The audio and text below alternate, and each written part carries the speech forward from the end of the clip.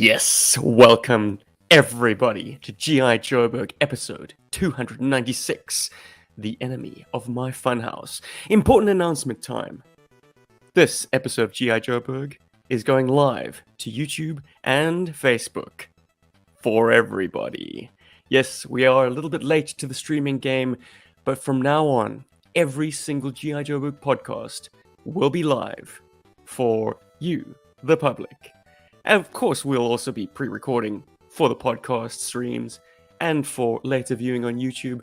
But we love to hang out with you guys. I think it's time GI Joburg started doing more live streaming. And this marks our first episode of this new wave. So every second week, fortnightly, or bi-weekly, if that's how you prefer to say it, we will be coming to you live on the streams. My name is Steve. I'm joined by two other South African GI Joe fans. Introduce yourselves, boys. It's Paul. Hey, everybody. And who else is with us? I'm Rob. I've joined you from South Africa, the bottom of the continent. Yes, very good. Very bottomest. It's not much further. There's two oceans. I have an Indian. I have an Atlantic. They meet. And that's where I stay in Africa. Mhm. Welcome. We have internet. We have no powers, but we have internet. Yep. Can't cook your food, but you can stream live to the world. Isn't that a wonderful and terrible time to live in? Rob, what are we doing in this episode, buddy? We are discussing two cartoon episodes. One from the classic run in the 1980s from Dirk, and a more recent one from the last cartoon that came out, the Renegades. We're talking about that, and we're just hanging out and having a good time. Like we always do. Dirk, it's Sunbow. Oh, okay, it's Sunbow. I thought Yeah. Sunbow, was like part of Dick. Okay, No. But that's before my we talk bad. about cartoons, gentlemen, this episode of the podcast comes at the end of July, by my reckoning. Whoa. And that means we're at the end of Cobra Convergence VII. 7. The month-long celebration of G.I. Joe's immortal enemy, Cobra, and all its Cobra-adjacent media. Spearheaded by HCC788.com, it has been a month of content creators, both podcasts, YouTube channels, hell, even blogs, getting in on the action. And I want to know from you guys if there are any personal highlights that you had from this month of content goodness. Or badness. Oh my goodness! How could Cobra you? badness. There was, Cobra goodness. I mean, good content about Cobra badness. Absolutely tons of reviews, like so many reviews. Like I think if there is a character from Cobra that was not reviewed this month, I'd be very surprised. I think between all of the content creators, I think we've basically managed to cover everyone. There's also been a lot of like really informative like videos that I saw where I kind of like learned a lot more about GI Joe than I kind of knew before. Kind of like You tell. well, one really good one came from Treasures for Trigger, where he discussed GI Joe Takara and Japan's Cobra 11, which is the first 11, well, the only 11 Cobra figures that they released in Japan, made by Takara, or at least kind of like sub-licensed. So that was actually interesting. I never knew. Japan really liked the Dreadnoks, weirdly enough. I mean, they basically made Zartan, and they made like 3 Dreadnoks. That was like the major part of their Cobra run in Japan. Did Japan really like G.I. Joe or the Dreadnoks? I'm not entirely convinced. I think the sales didn't really support the line. But, I suppose G.I. Joe Well, was if they'd chosen better, water. if they'd chosen better figures, it would have lasted a bit longer. So I quite like the Takara. 5 Zartans. The Takara list of figures is quite a nicely curated list, I find. It's some of like the best hits. It's not using all of the original 13 green shirts team. Like it's cherry picking a handful here and there, and it makes up quite a fun grouping. Not to mention the fact that the promotional images and catalogs and stuff are just like G.I. Joe, but almost manga. Like Yes, I thought it's so much Cybertronian fun. Yeah, I love it. I love it. Love it. And the fact that they number each of the figures and kind of marry it to that number, like E11. That'll always be 11. whoever was the last guy. It was a dreadnought. I think it was the yellow, the blonde dreadnought, if I remember correctly. Buzzer. That one, buzzer. So that was a really good video. I really enjoyed that one. Another really informative one. Or at least kind of the way they go about it was Agent actually came out I think today or yesterday. Agent Chuckles and Steve the Writing Dad's plastic profile of Storm Shadow, where they kind of do something like that we did it where they kind of like go, what is the best version of this figure? But kind of like with a twist where they show which one best representation in figure form based on the original file card. So they read out the file card, they take a look at the figures, but it's also very informative. They kind of like tell you all about, like with Storm Shadow, they're like, what is a ninja? What is the history of ninjas? And yeah, I actually learned quite a bit from that episode. For example, Sean Connery was a black belt of some sort. He had a black belt in some sort of fighting style, which I never knew. So I thought that was fascinating. It's Red Mankini wearing fighting style. Probably, or something like that. I've never watched that film. I also haven't. I've got it to watch. I've never gotten around to it. Guys, let's say hi to the chats, guys. Yeah, was that what you? Oh my goodness! We've already got some folks watching us live. That's awesome to see. What's up, Moonlight 47, Mark from Leeuwen? Hey, good to see you, my man. I hope you're feeling much better. Anything Joe's, Toy Bounty Hunter. I've got, and then the Alan Grant is here as well. Also, a Facebook user. Sorry, I don't know who you are because for some reason StreamYard just doesn't want to reveal your identity, Facebook user. But hey, we'd love to have you here. And welcome, Facebook user. Facebook requires permission. Dentara, welcome.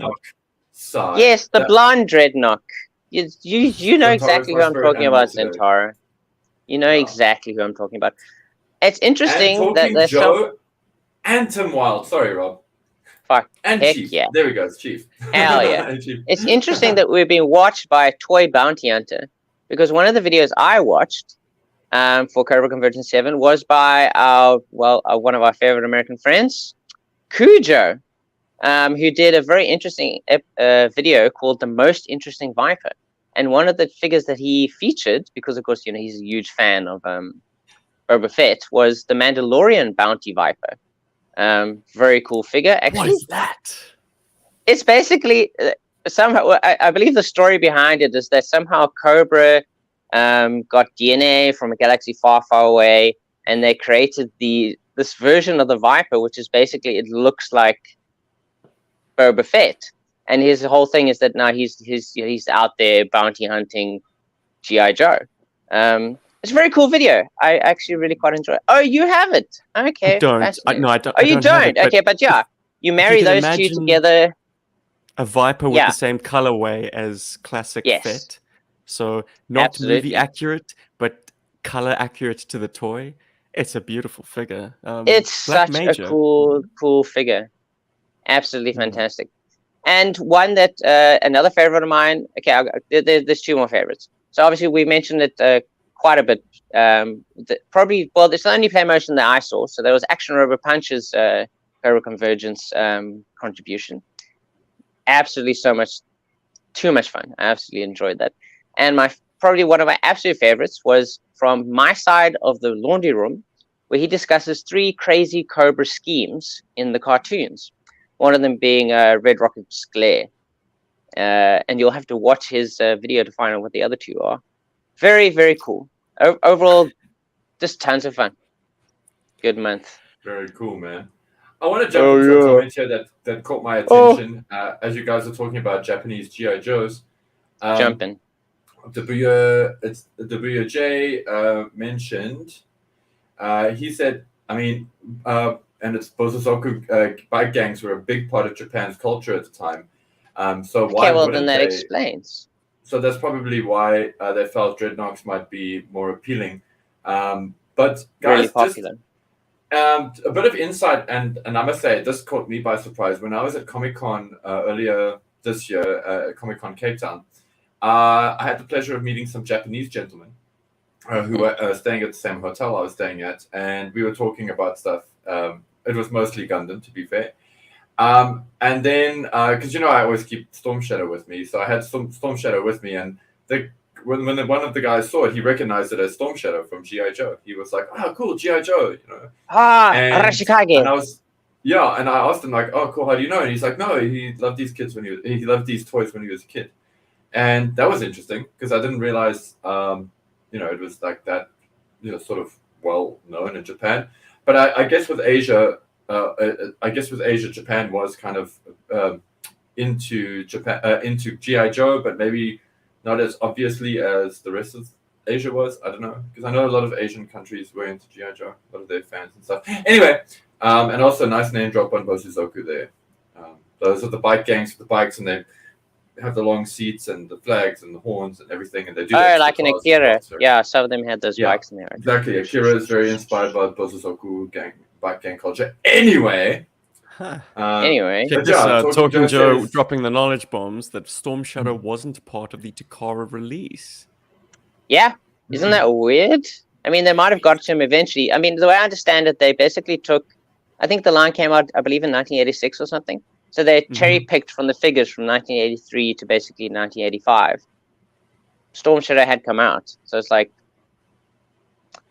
maybe they thought he was just too on the nose. It's like, no one wants a ninja figure. We're all ninjas here already, so let's not bother. Maybe, maybe they felt he couldn't compete with other ninjas, but he definitely recognized my Storm Shadow, the V2 one, and so that made me feel like, okay, cool, that was something that was available there. As like with most Asian GI Joes, just GI Joe packaging just distributed in Asia, normal English package. Dabuya J says, my personal hypothesis why they held off on Storm Shadow, overexposure of ninjas in culture, exposed to Wild West cowboy stuff as text native to the point I met about. Okay, so I think what I'm trying to what I'm feeling from that comment is the Japanese were more in favor of focusing on cultures that weren't their own for wildness and toy lines. Because that is something that is, if you watch anime from the 80s and 90s, you'll see that a lot of Western concepts are brought into those things and kind of merged from their point of view. And like, we have things like Cowboy Bebop, we have things like Trigun that have strong American kind of influences in their style. And and now, a lot of anime kind of is all over the place. But Japan pop culturally had a huge fascination with the West. I mean, look at something like Silent Hill, which is in a lot of ways a love letter to Twin Peaks. So, well, I want to go west and ask. Oh, Stephen, you were about to say something. I was about to. I just wanted to add that my favorite little nugget about the Takara release was that. Hey, Skeletron! Skeletron joined us. Awesome. Yo, Joe Berg. Go Skeletron. Go Roboskull. What's your catchphrase? Come on. I love the fact that the promotional material released with the Takara stuff. I think there was a comic book at one stage, but my favorite little commercial was where they instruct buyers of the product to embellish the figures themselves, like add paint details, add washes, and that is such a sort of a Gundam or model kit building view on toys that like the factory can only take it so far. The rest is for you to personalize these toys and make them cooler than they originally were. So, I mean, I'm currently in conversation with a GI Joburg friend in Japan who takes all his GI Joe vehicles and figures and like adds little chrome marker elements to them and does entire different paint jobs, washes, like custom makes bits with like magnetic attachment points, and that culture is just so fascinating to me because I'm like, leave it all factory, man, don't customize. But it really unless started it's a modern figure, and then you'll let me wash the sci-fi until he looks cooler. Carve pieces off them, yeah, sure. All right, guys, I want to weigh in with, in order to not really like make this a rundown of like everything that happened and try and I don't know, set up some unfortunate favoritism just by omission, because like you're always going to skip a couple of notable names. I'm just going to name my favorite contribution to Cobra Convergence VII. Wow. And it was a podcast, so it might have gone unnoticed by the sort of the YouTube crowd, but it was Joe on Joe podcast. Joe Slepsky, he is bringing back the radio drama. For 3 years running now, he has scripted these amazing pieces of fiction that sort of weave seamlessly into the GI Joe verse. And in the past, it's been these big sprawling, like multi voice actor featuring tales. The one was on Cold Slither behind the music, and the other was a kind of a Columbo-esque. Well, it was Columbo. Columbo visits the pit and solves a mystery.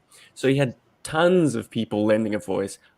I got to lend a voice on those ones, and so I got Nice. an advanced copy of the script in order to do my part. However, this year he didn't need me because it was basically just two people, him and another actor, and they performed Frost on Destro. So Frost, the famous, I think it's David Frost. I don't know. We didn't get him in South Africa, but he was an interviewer, and this is kind of in situ in like the mid 80s.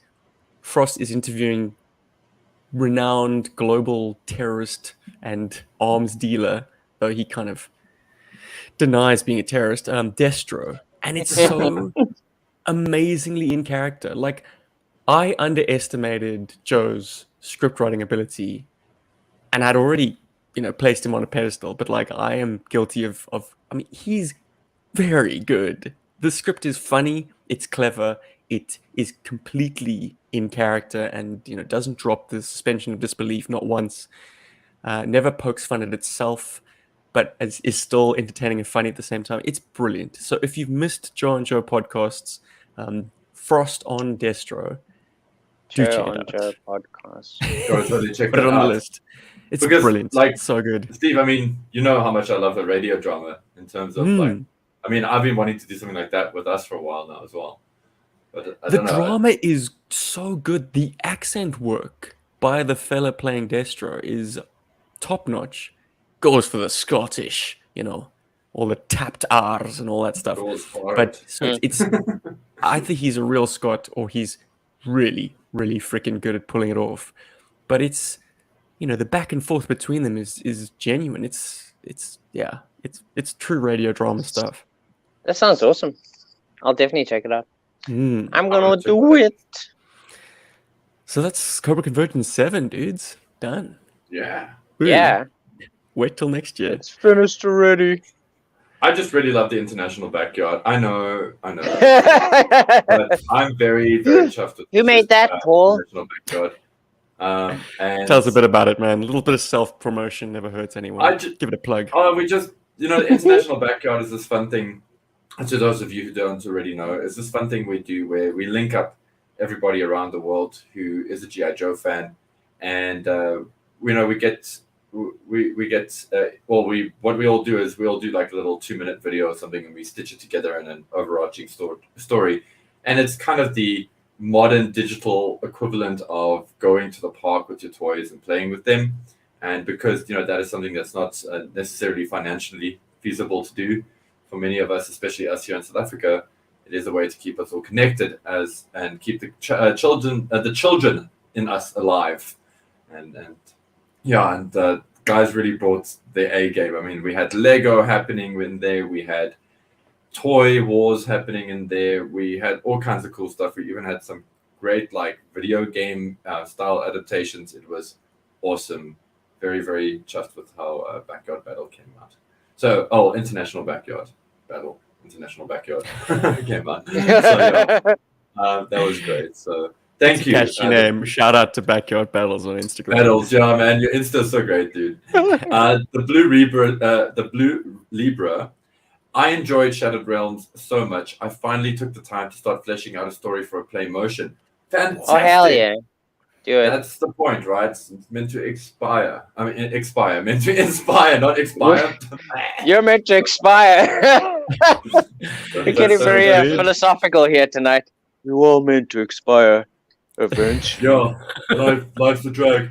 Guys, I apologize. I've come off a wedding. A friend of mine had their wedding on Saturday. It was like which I find absolutely crazy because there was a rugby match last night.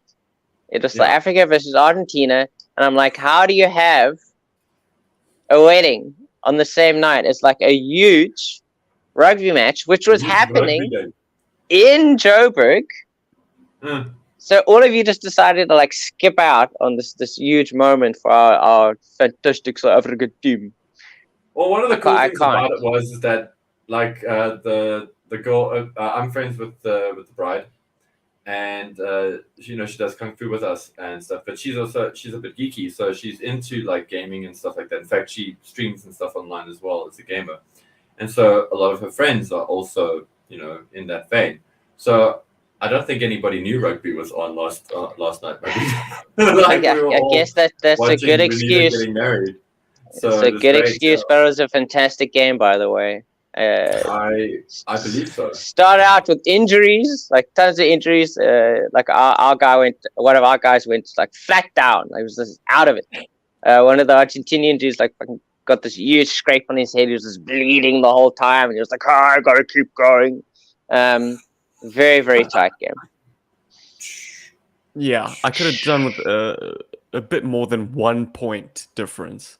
We were playing the Jaguares at home. I would have liked us to whomp them a little bit better. But hey, man, nail-biting stuff. And I think perhaps we need to rethink our World Cup strategy after that. Yeah. That's for sure. It's too close. Mm-hmm. Now that we've lost half our audience talking about rugby. Let's pull them back.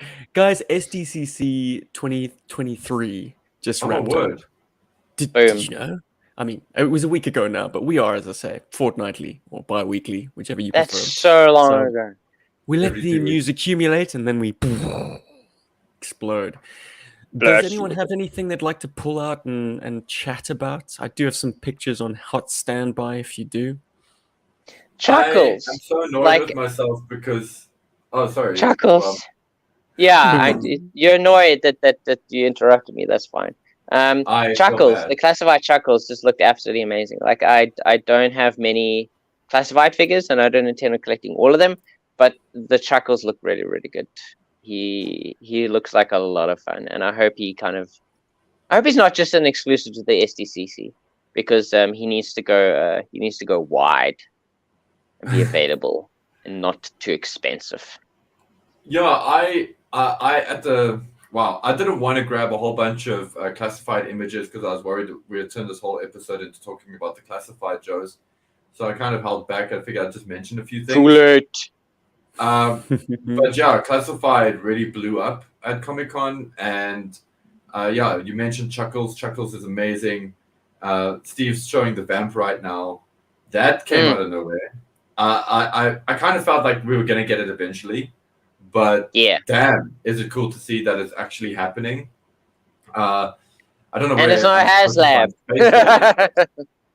But it looks really great, and I love the little handholds and stuff. There's a lot that we can say about this, and I think it'll be better or more prudent for us to talk about this more when it's actually out, when one of us has got it. Hopefully, I'll be able to get my hands on it so we can talk about it here on the show sometime. But this was very exciting and very surprising. Good old, guys. I don't know. I think I might have my classified collector's card revoked. Because when I saw classified, when I saw Chuckles, one of the things I mentioned to you guys was his neck. Like, it was bugging me, and I'm sorry if I don't mean to put a spotlight on it and make other fans worry about this, but it's something about the neck kept bugging me, and I was like, well, why did they do his neck like that? And then I looked at my other classifieds, and I was like, they kind of do that with all the necks, But you're talking about the articulation point. Yeah. Okay. So you got on Chuckles, because he's got a low buttoned up shirt, you see the articulation line. I remember when the first images of that Chuckles were released, Obviously, the Valaverse crowd put side-by-side comparisons with their undercover Condor, and the comparison wasn't favorable to the classified figure, I must say. Like, maybe it had to do with the fact that Condor was shot with some softer lighting, whereas the classified Chuckles was like totally stark. I mean, in fact, it was probably a render, in fact. Either that or it was a very like.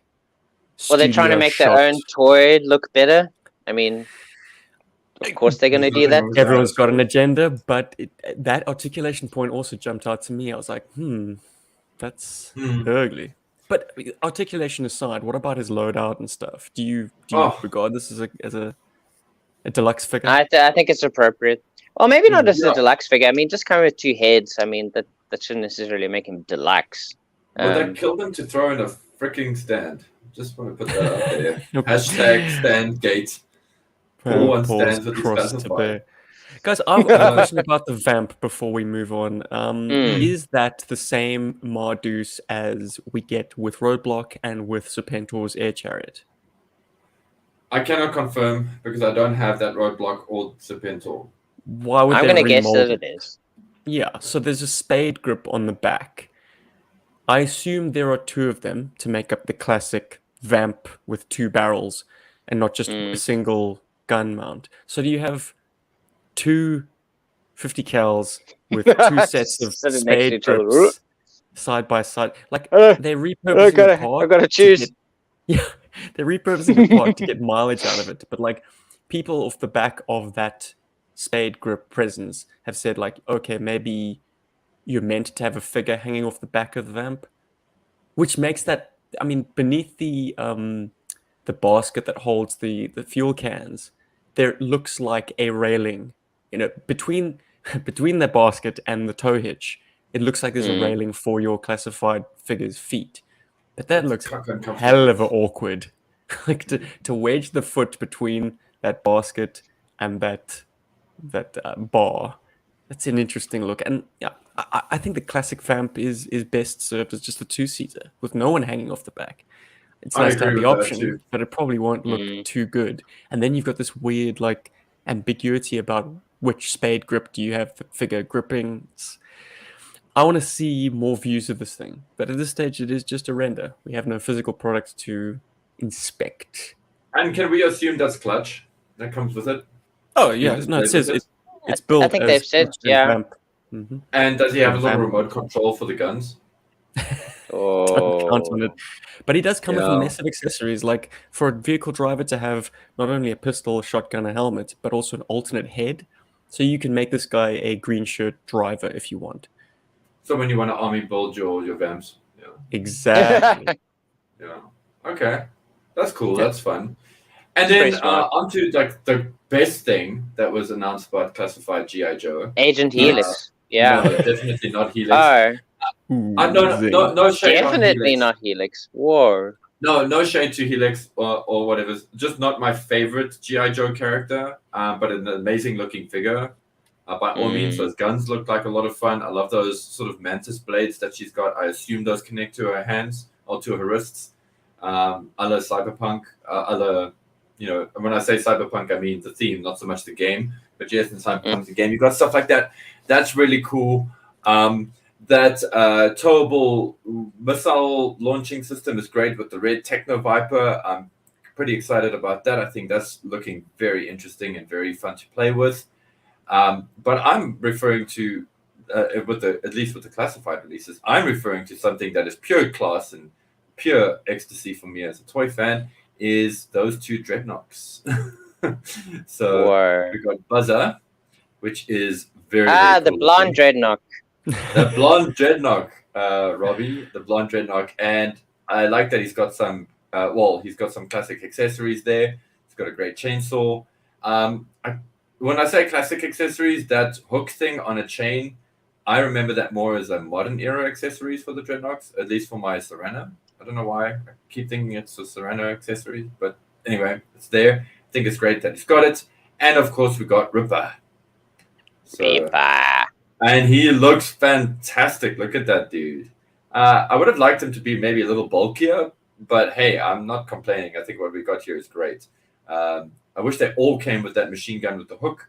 But look at that cool pistol with the knife on it. Oh, he's great, and he's crazy as Jaws of Life. Ripper's looking fantastic. Now all we need is Torch, and then we can. He's been name only revealed. Mm. So he's bringing up the rear, but no render as of yet.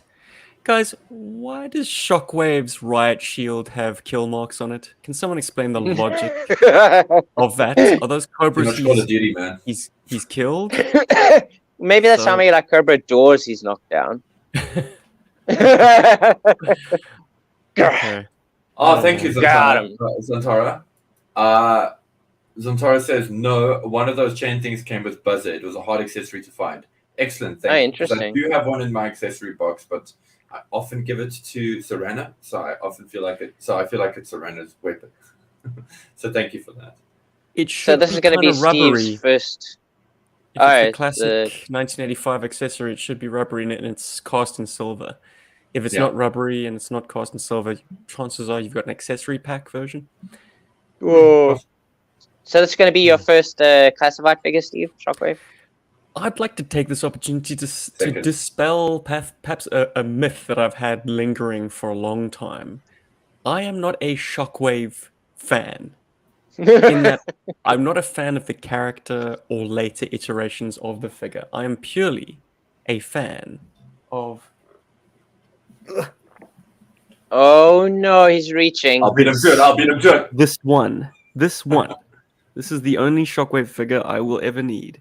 This is my childhood Shockwave figure. It is currently with me in the land down under. It's yellowed, it's loose, but it's mine. This is why my avatar is Shockwave, because this is my guy. This is who I played as a child. This is the guy who comes with me as I gallivant around the world. Like, I don't need any other Shockwave. I don't want to army build him. I don't want to buy the latest version of him. This is it. This is it for me. So yeah, that's why I'm a Shockwave fan, not because I'm a fan of Shockwave per se. Oh, just because not because you're also a choir boy. Okay. Very good. So no, I'm not about to dip my toes into classified simply to buy a inferior version of my ultimate figure. Whoa. Shots fired. Jinx. It might be superior in every respect, except it's just not my childhood Shockwave, and that's an unreachable plateau for any modern toy. You can never forget your first true love, boys. But I will say this: it's strange to me that he comes with 2 submachine guns, because that feels. I mean, I suppose it's in Classified's nature to go a little bit overkill, but I think it would have been far more tasteful to have him with 2 pistols.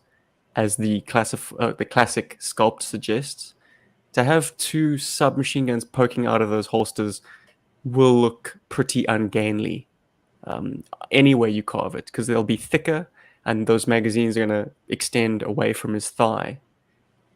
So what's the good of a classified vamp if you have to disarm your figure in order to seat him? Yeah, I suppose. You know? I'm overthinking that weird cheese knife is something that kind of grabbed my attention as well. When we were opening doors.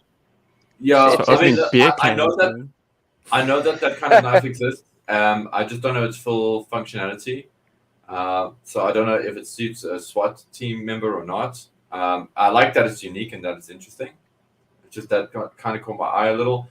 And I also really don't love the kill stamps on his shield. I think that's kind of dumb.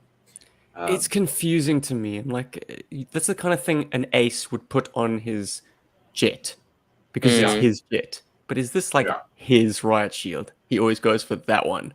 Yeah, I got my 4 kills on there. Take my special. Take Betsy. It's also not a very classy thing to do, to be fair. It was a fun and surely, thing like to for the morale factor, you'd want to put more than 4 kills. You want to have like a row of about 20. Just give the whole thing is just covered.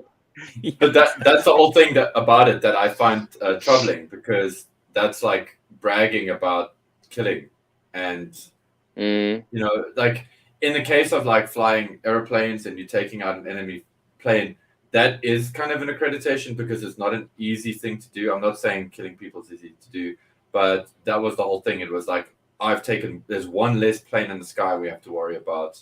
That makes the skies, somewhat more friendly. But on a riot shield, it just seems like this guy's posing. He's like, I've killed 4 guys. I'm so hardcore. Like, I hate that shit. But, I've got a question about the vamp. Do you think because of the towable Cobra weapon, we're going to be seeing a Cobra vamp? Of course, dude. Because I mean, yes, it can be towed by the Hiss, but the thing is, the Hiss is a HasLab exclusive. Like, that's not. It'll be widely, owned, but not as widely owned as producers say this thing will be. You can bet your ass we're getting a Stinger. That's actually just around the corner. Steve, you said it best on a Facebook post recently. Where you were like, we're gonna get like thousands of colors or whatever it is. Like it was. Whoa! Okay. Now that they've got the mold. Watch the space. We're gonna see tons of Python Patrol Stinger. We're gonna get a Night Attack Stinger, Tiger Sting. I think Tiger Sting will be where I sort of buy into this. I would love to have a vamp. This is the problem I have with classified for me personally. I don't know if I'm sure like many guys are challenged by this as well. But space, man, I can't like have like 5 vamps just because I want 5 cool vamp variations. Like once the 2 HasLabs are in people's collections, I think you're going to see posts on the rise about how the hell am I finding space for this stuff? Because the figures are one thing; they stand up vertically, and you can stack them very closely together. But those HasLabs have big footprints. The standard shelf will not accommodate them. And look at this bad boy, hey? They got Dan Larson of Toy Galaxy. About Hawk. Yep. Hawk has had his render revealed. I can't be the only one who thinks that, by the way. Sorry, Steve. No, that's all good, my brother. I think it has been bandied about online that does bear a slight resemblance to Toy Galaxy's Dan Lawson. I'm not sure I see it, but then again, when you zoom in this close on the image, it becomes potato anyways. So we will see. But it wouldn't be the first time they've done a nod. Sorry. It comes on the back of a nod going very squarely to Diagnostic 80. Tripwire's bomb diffusing robot is called McCloud. Yeah. That Tripwire looks really good. Good figure. Yeah. Oh yes. And I mean, that I think is definitely a deluxe classified figure. I mean, the amount of stuff that he comes with, that's for sure deluxe, like compared to Chuckles, I think. Also, because of the accessory, the 2 different kind of EOD armor suits, all that kind of stuff. Yeah, like definitely. I personally hope we see Lightfoot now as well, because of that. I'm sure they'll get around. They'll get around to it. It's a nice like modern interpretation, which I quite like. Yeah, Cloud. For those of you guys that have seen. Also, Super 7 released a whole bunch of stuff. Yeah, it is the Hurt Locker, with the Jeremy Renner Hawkeye, or the Bourne Legacy guy. Let's talk a little bit about Super 7. Most specifically, their the Cobra Jet. The Cobra Jet. Okay, I was kidding. These images come courtesy of histank.com. Thank you very much for keeping us in the loop with all the news information. But we've got some notable news outlets all over the show. First, certainly, Chris McLeod of the Full Force podcast was keeping us in the loop with his frequent bursts, and then weeklies and monthlies. But and then on Instagram, surveillance ports, I think it is. Yeah. They're absolutely fantastic at compiling images from the community. They're a good source for like images. I really didn't think they would make this. Like I think we did talk about it. We were like, oh, maybe they'll make that. But it's crazy to me that they actually made it. Obviously, it's smaller than it should be, but still. You're referring to the Cobra airship. The Cobra airship, yeah. Guys, I mean, it should be like the surface of the Death Star. However, hey, how's it, Toby? they have made it this kind of bite-sized version, which looks tall enough to hold a figure at its tallest point, I'm going to say. So you can enclose a figure inside it. We don't know if it opens. We don't know if this is a retail item, a crowdfund item. The details are very thin on the ground. Yeah, it could just be for the pop-up store that Super 7 had close to the convention. I have just showing off stuff. I have a theory behind let's hear this, actually. So I feel like this is something they want to make. I feel like this is something they've spec'd out, like an actual play set, that this is the play set that we're seeing. And they wanted to gauge interest. They wanted to see how visibly people get excited about this at the show. Because I really think we're going to get this as a figure. I do think we're going to get it as a play set or something, because Super 7 is kind of hot on their play sets right now. I just think they wanted to see how excited people would be for this in particular. Like, would people be doing backflips for it? I know when I first saw this image, I kind of did. So, yeah. Yeah, it's the most appropriate thing you can do that's recognizable from the cartoons. Is this, this cruising flagship thing of Cobra? I mean, I really didn't think they would actually make it because of the scaling of it. But I mean, they have kind of scaled it down to make it slightly more manageable. But it will be interesting to see more details, about it as they go forward. Do you think? I wonder if it's going to open up like a Mighty Max, so it's going to open up like this, or maybe the whole way, and then you have like a whole cool playset kind of vibe happening inside. That'd be over the moon for that. If they, I don't see any hinges visibly on the outside. However, there is a bit of sculpting that looks like a latch. It could be like a clamshell where the entire thing just opens up. Like, is that a latch? Although we can't, that could be a latch. It could. I feel like it is. I kind of feel like it could also, as opposed to opening just like a clam, it could kind of open sideways as well, like outwards. Yeah. I think Super 7 is very clever with this because podcasts like us are going to speculate on this. That feedback, and they are listening them organically, and they hopefully they are listening, and it's feeding them ideas. Maybe they've already got ideas, but they want to see what we say, and maybe they're going to get a few cool ideas from it, and go, okay, well, the fans kind of want this kind of thing, so maybe we should try and implement that. Either way, when this comes out, all I hope for is a good retail price, because I definitely want one. Because shipping, we have at least one fan weighing in, Mark van Leeuwen in the chats. I want a backflip. I need that airship. And I'm getting that sentiment from a few folks. I don't know what I'd do with something that challenges my scaling perspective as much as this. I kind of almost wish it was in a micro scale, like it came with mini Rattlers and mini Sky Strikers to kind of have you battle, have this as the centerpiece and you flying your mini air force around it, because as it stands, it is just too massive to conceivably play with in the same space as the figures. You're always going to have to do some kind of cheated perspective shot, which is fine for photography, but for play, it's not ringing my bell specifically. I think this tooling would have been better spent on the Cobra airship. If you built it with the same amount of plastic, sure, it wouldn't be true to scale either, but it would be a lot closer than this.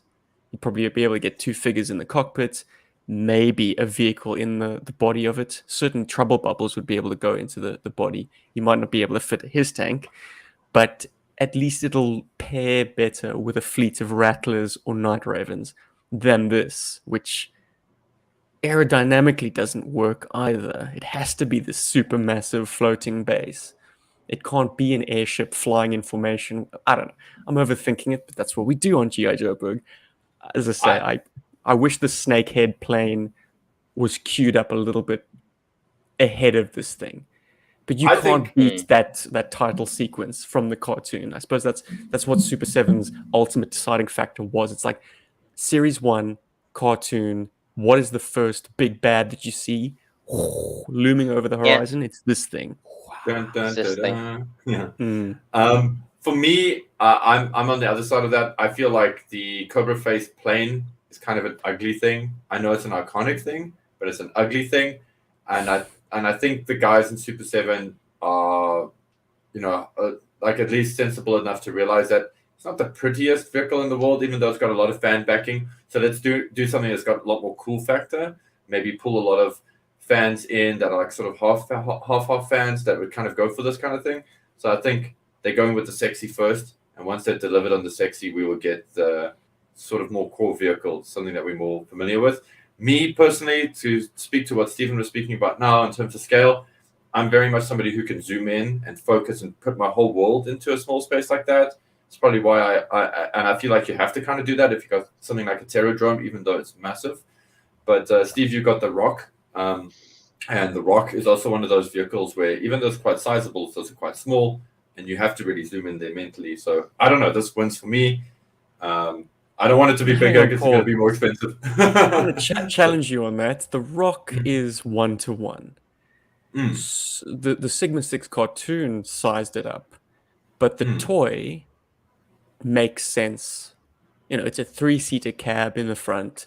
There's space in the back. It houses a mini jet completely. Like it can close the thing inside. Like the Rock, to me, is scaled exactly right. But it does also open up, and it does force you to use your imagination as well for something. So, yeah, that's where I'm coming from. That's the angle. Either way, very excited about this, and I feel like we haven't paid enough lip service to the Trouble Bubbles and the Cobra Android thing. I don't know how far you can zoom in there, but it's next to the Baroness, Steve. That was from last year's SDCC. That thing's so cool, man.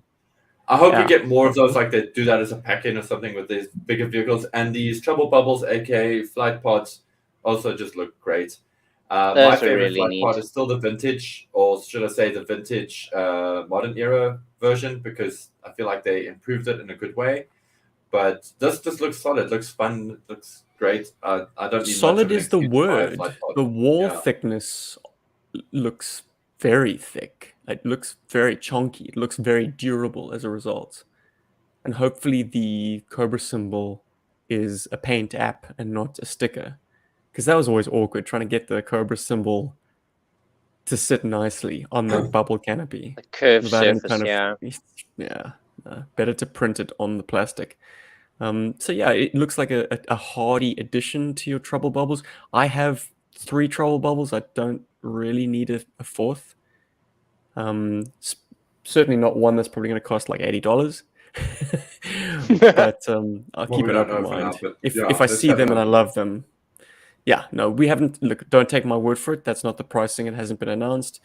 As you say, Paul, this is probably just to gauge interest. But yeah, I'm sure those Trouble Bubbles will very soon be a retail item, unless they're included with this airship. Like it could house both of them in the main body. I think Super 7 would be smart to try and do a Trouble Bubble 2-pack as opposed to just doing one, so they can round off the retail price a bit better. But hey, listen, I don't work for Super 7 or part of their marketing or distribution or plotting or planning or any of that, so who am I? But I think I'd much rather get 2 Trouble Bubbles in my package than one. That's the kind of thing that you need to army build. And the fact that it accommodates a 5 POA figure means that this thing will be generously spaced enough to accommodate vintage and modern figures comfortably. I think that's the smart thing to having a 5 POA line, if you can call it that, is that everything has to be built to kind of accept a clunkier figure. So your more nimble, articulated figures will fit no problem. Guys, is that all you want to chat about? I mean, there's way too much to accurately or adequately address in one podcast. But if there's anything else that jumps out at you, now's your time, or forever hold your peace. I've said what I need to say. That jet's cool. The Cobra head jet, Chuckles, There's too much cool stuff, I think. Yeah, there's a lot of really great stuff. I think just to sum it all up, I'm very happy to see a lot of GI Joe presence at this year's Comic-Con. That is a very exciting thing for me as a Joe fan. There was so much, I don't know what else happened at Comic-Con. I just know about all the cool GI Joe stuff that happened, and that was great because we've had a lot of Comic-Cons where it's been like, no GI Joe stuff. So I'm just over the moon that there's so much GI Joe vibe going on there. Not only that, but a few folks have put it on record that the Hasbro brand team brought it better than anyone else, better than Star Wars, Marvel. Everyone's bringing their A game. It's Comic-Con, and there are no celebrities to compete with. So toys and comics really had a big showing this year, and GI Joe apparently was best represented of all. Thank goodness. Bravo. I just want to do a shout out to Fenrir Fire. What's up, Fenrir Fire?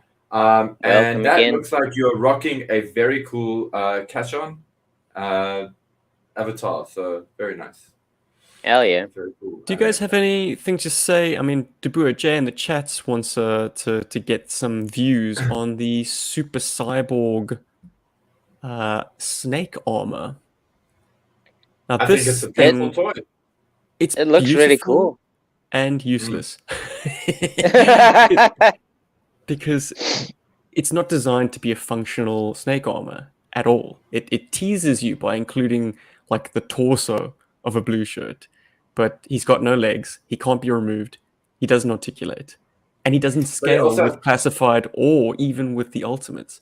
So, well, it's a functional snake armor. I mean, you close it up and it's a snake armor. It does what it needs to do. I mean, you just open it up to kind of.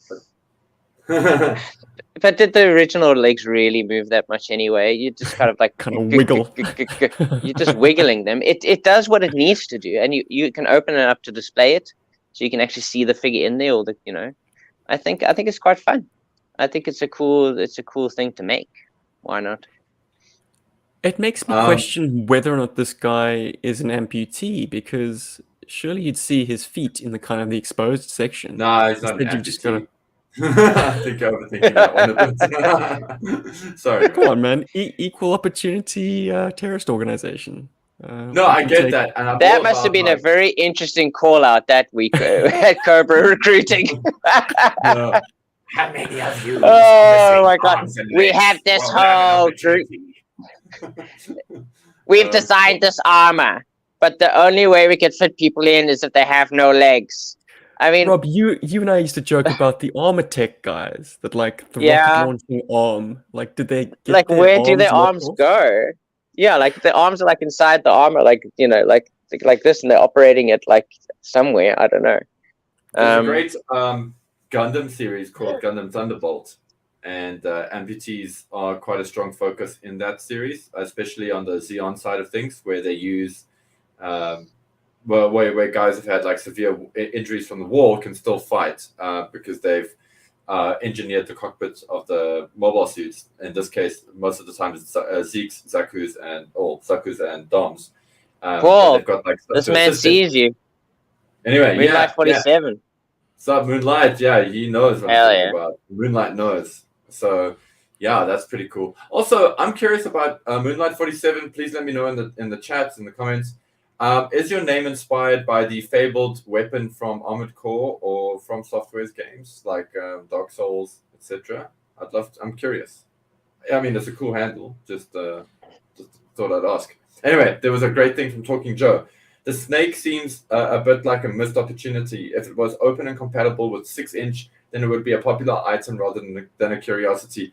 I agree with you there, Talking Joe. I think the whole thing with the snake armor is that it's meant to appeal to that. The vinyl collecting crowd, the vinyl robot collecting. Yeah, the guys who just like they like something to put on their shelf or something. It's like it's recognizable as GI Joe, but it's not necessarily a toy. I think a lot of companies do that, where they make things that are kind of like GI Joe themed or like a property themed, but it's not meant to be. Yeah, it's like hey, there's a cool little piece you can put on your desk or something. Someone goes, oh, you like GI Joe? Yeah, I love G.I. Joe. That's what I got this expensive final figure here.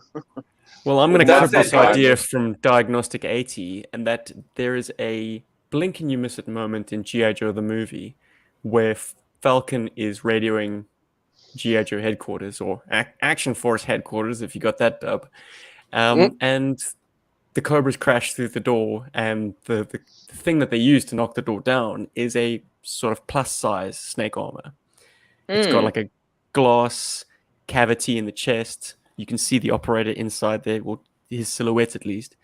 But that's it cool. scales a lot bigger than a snake armor. So this might be in that ballpark if you use it with your classifieds or with your O-rings or modern era figures, 4-inch figures. To have, with the armor closed up, it might look good in that setting. That's pretty much the only in-universe use you'd have for it. Unless you're one of these vinyl collectors. I see it as a great kind of like close-up if you're doing play motion. You've got this like close-up and you've got the... And then you kind of make it wiggle towards the camera. It is not 118, Debuye. It is like... It's the figure inside, I think, is closer to like 12-inch, actually, if I'm not mistaken. So it's big. Yeah, it's well, like Talking Joe said, it has a very niche kind of like appeal. It's like, people who like it, I mean, you'll just keep it closed forever. It's like you don't even need to know that there's a character in there. You just want to have the snake armor looking like snake armorish, It's kind of difficult. I can't imagine the exact person who wants that. And listen, I say the same thing about Funko Pops collectors all the time, but hey, what the hell, here we are. Yeah, Steve, what's happening, my man? What's up? Let's shift the agenda, I think. Whoa. Thanks to all There's more to talk about? For SDCC. We want to talk about some cartoons, classic GI Joe cartoons. We are in the process of making our way through the Sunbow cartoon series, being the earliest GI Joe animation, and we're also talking about the most recent, albeit like 12 years ago now, GI Joe animation, GI Joe Renegades. Which of these two properties would you like to speak about first, gents? Cast your votes. Dessert or veggies first? Oh dear, that again. Actually, I'm gonna. Yeah, what are we getting for participation as well? Let's get the commenters, guys. What do you want to hear first? The Renegades episode or the Sunbow episode? Maybe you can help us swing the votes. Hell yeah! So Sunbow, it's the early Funhouse. vote for vintage already. Hell the yeah! Funhouse. Thank you, Facebook classic. user. Absolute classic, bonkers, and then enemy of the enemy, which features another weird design choice on Destro's part with his robots, which kind of links into the weird design choice of the snake armor we were just talking about. Funhouse. I'm gonna call it, boys. Let's do the vintage episode first. Rock and roll. Okay, let's eat our dessert first then. No. Yum. I mean the other way around. Oh, okay. People want the vintage, so we're gonna give them the modern. Hey, what's up, Cody? Okay, Dad. You guys decided what we're not gonna do. Well, we'll get around to it eventually. All right. I think it's mainly because my pictures are queued up the other way around. Mm-hmm. Interesting. We should never have given anyone a choice. You should have just told us what order your pictures are in. All right, fool. What happened in this episode, Rob? Funhouse. Playing Funhouse. Okay. So Cobra. Enemy of my enemy. Oh, enemy of the enemy. Okay, so what happens in this episode? So they're randomly trying to attack different Cobra facilities. For some reason, they're getting information from a whistleblower inside Cobra. Scarlet does some weird shit where she just constantly wants to like attack things and like, I'm gonna destroy this tower for no reason. And then they get information where they have to like go and investigate some sort of boat. There's this kind of sort of intrigue between Dr. Mindbender and Destro, and kind of like Cobra's like, hey, Dr. Mind is doing a really good job with these awesome bio vipers. Well, your stupid armor is useless because you need crazy people to run them or something. And then there's also, there's the whole backstory of the whistleblower as well. So G.I. Joe is kind of like being led by the nose to all these different places. And by the end of the episode, it turns out it's Destro doing it, but also Cobra themselves know that it's Destro doing it. To be able to like test out their two competing weapons for Cobra, Destro's armor and Dr. Mindbender's bio vipers. And there's lots of like different things that happen in near the end of the episode. And by the end of the episode, we get the origin story of how Destro becomes Destro. where Cobra Commander kind of like slaps his helmet on him, and he's like, "Oh, Destro, I never wanted to be Destro because Destro means you have destroyed your lineage, and I will not be the first Destro in my history of McCullens." Yeah, gripping stuff. Indeed. Where do we start, okay, guys? well, I feel like you're slightly underwhelmed by this episode, Rob. Something gives me the distinct impression. I don't know. It just feels so disconnected. Like Scarlett's just like she wants to attack everything, which I was just So like irritating. confused by. Like so she's like, I just want to destroy Cobra in whatever little ways I can. She feels very impulsive the entire episode.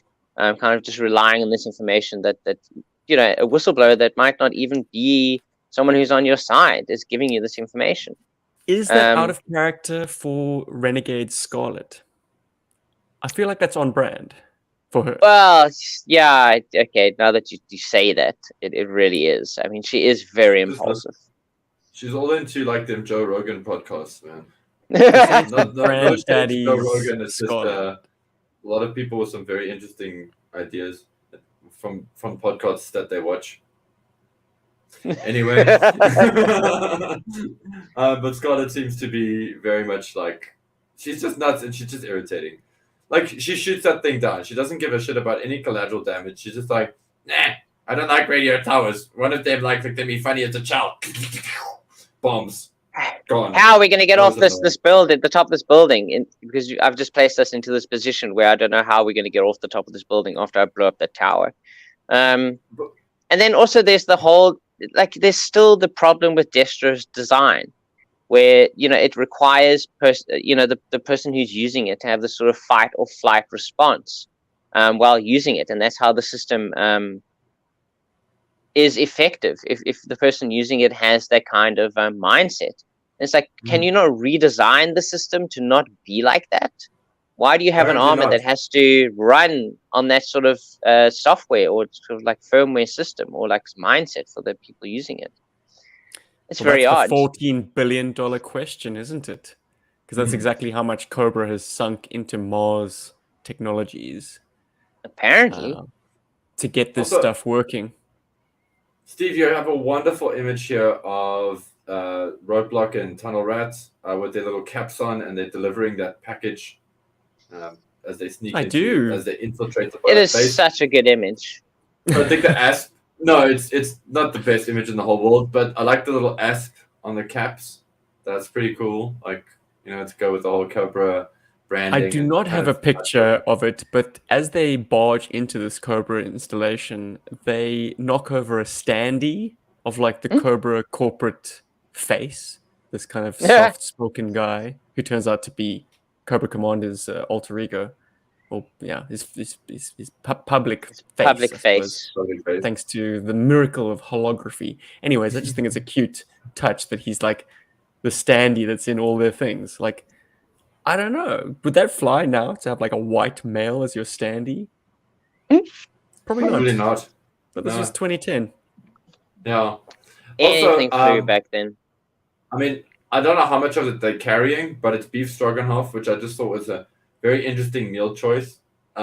Because I love beef stroganoff, at least the version my father makes, but it's just that I kind of keyed in on that. I was like, beef stroganoff, like what a random food name to drop. But okay, rad. Maybe that's somebody in the production's favorite thing, or maybe that's something that they put in a rat pack or something. I don't know. That was fun little detail either which way. And guys, can we focus on Destro before he gets masked? I think you got a great image of that as well somewhere. Because I mean, like honestly, like who cares about the dialogue between the Joes? There we go. This is deadbeat dad Destro. Like I hate that he looks like this. I hate that he looks like this. Yeah, I can't stand it. Like I hate that he looks like some guy. Mutton chops. Yeah, it drives me crazy. It's not how I want to see Destro without a mask on. It's just, it just bugs me, man. Like, good thing they screwed that mask into his flesh. I expected him to scream at that point, but maybe they couldn't slip that past the sensors. Because they very visibly show his new mask, like the screws kind of descending. Yeah, like into his skull. Yeah. But yeah, perhaps a No, man. scream, an anguished scream, and a shake of the animation wouldn't have flown for a kid's cartoon. It just bugs me, man. He just looks like this guy that's just like cheating on his wife. He's got a drinking problem. He's got screaming kids that, he's got like little Timmy who's like developed some kind of weird like drug habit and is listening to really heavy metal music. And he just keeps checking out the neighbor's fucking daughter. Like, I hate this version of Destro. You infer all Wow, that. you really don't like this guy. But how many times have we seen Destro without a mask on? It's this. Cujo. Whoop, whoop, whoop, whoop. How many times have we seen it without a mask on? It's this, and then it's the live action, really, isn't it? Yeah. I mean, his and I think Christopher Eccleston was a better choice, personally. We have seen him in art before. I mean, he was unmasked for a fair bit of the comic book, the ARR comic book. Mm. Yeah, but not like in the initial issues. I mean, I'd be up to quite a. I don't know how far it is, but I mean, there's definitely a couple of issues there where they still keep the mystery of like what he actually looks like. I think it's there was that whole issue 55, if I'm not mistaken. I think. Well, when they unmask him for reals, or is that the one where they kind of like go maskless for a while? Well, it's an issue. I'm sure Stephen will correct me if I'm wrong here, but we see a bit of Snake Eyes' face, a bit of Cobra Commander's face, and a bit of Destro's face in that issue. It was like a whole thing. The cover has them all pulling at their masks, but you don't see Snake Eyes' face. You see Snake Eyes we don't see. Yeah. You see Cobra Commander with the glasses, and the moustache, pencil moustache, and the ponytail. You see Destro completely unmasked. I don't know if I'm getting the issue number wrong, but it's definitely called Unmaskings.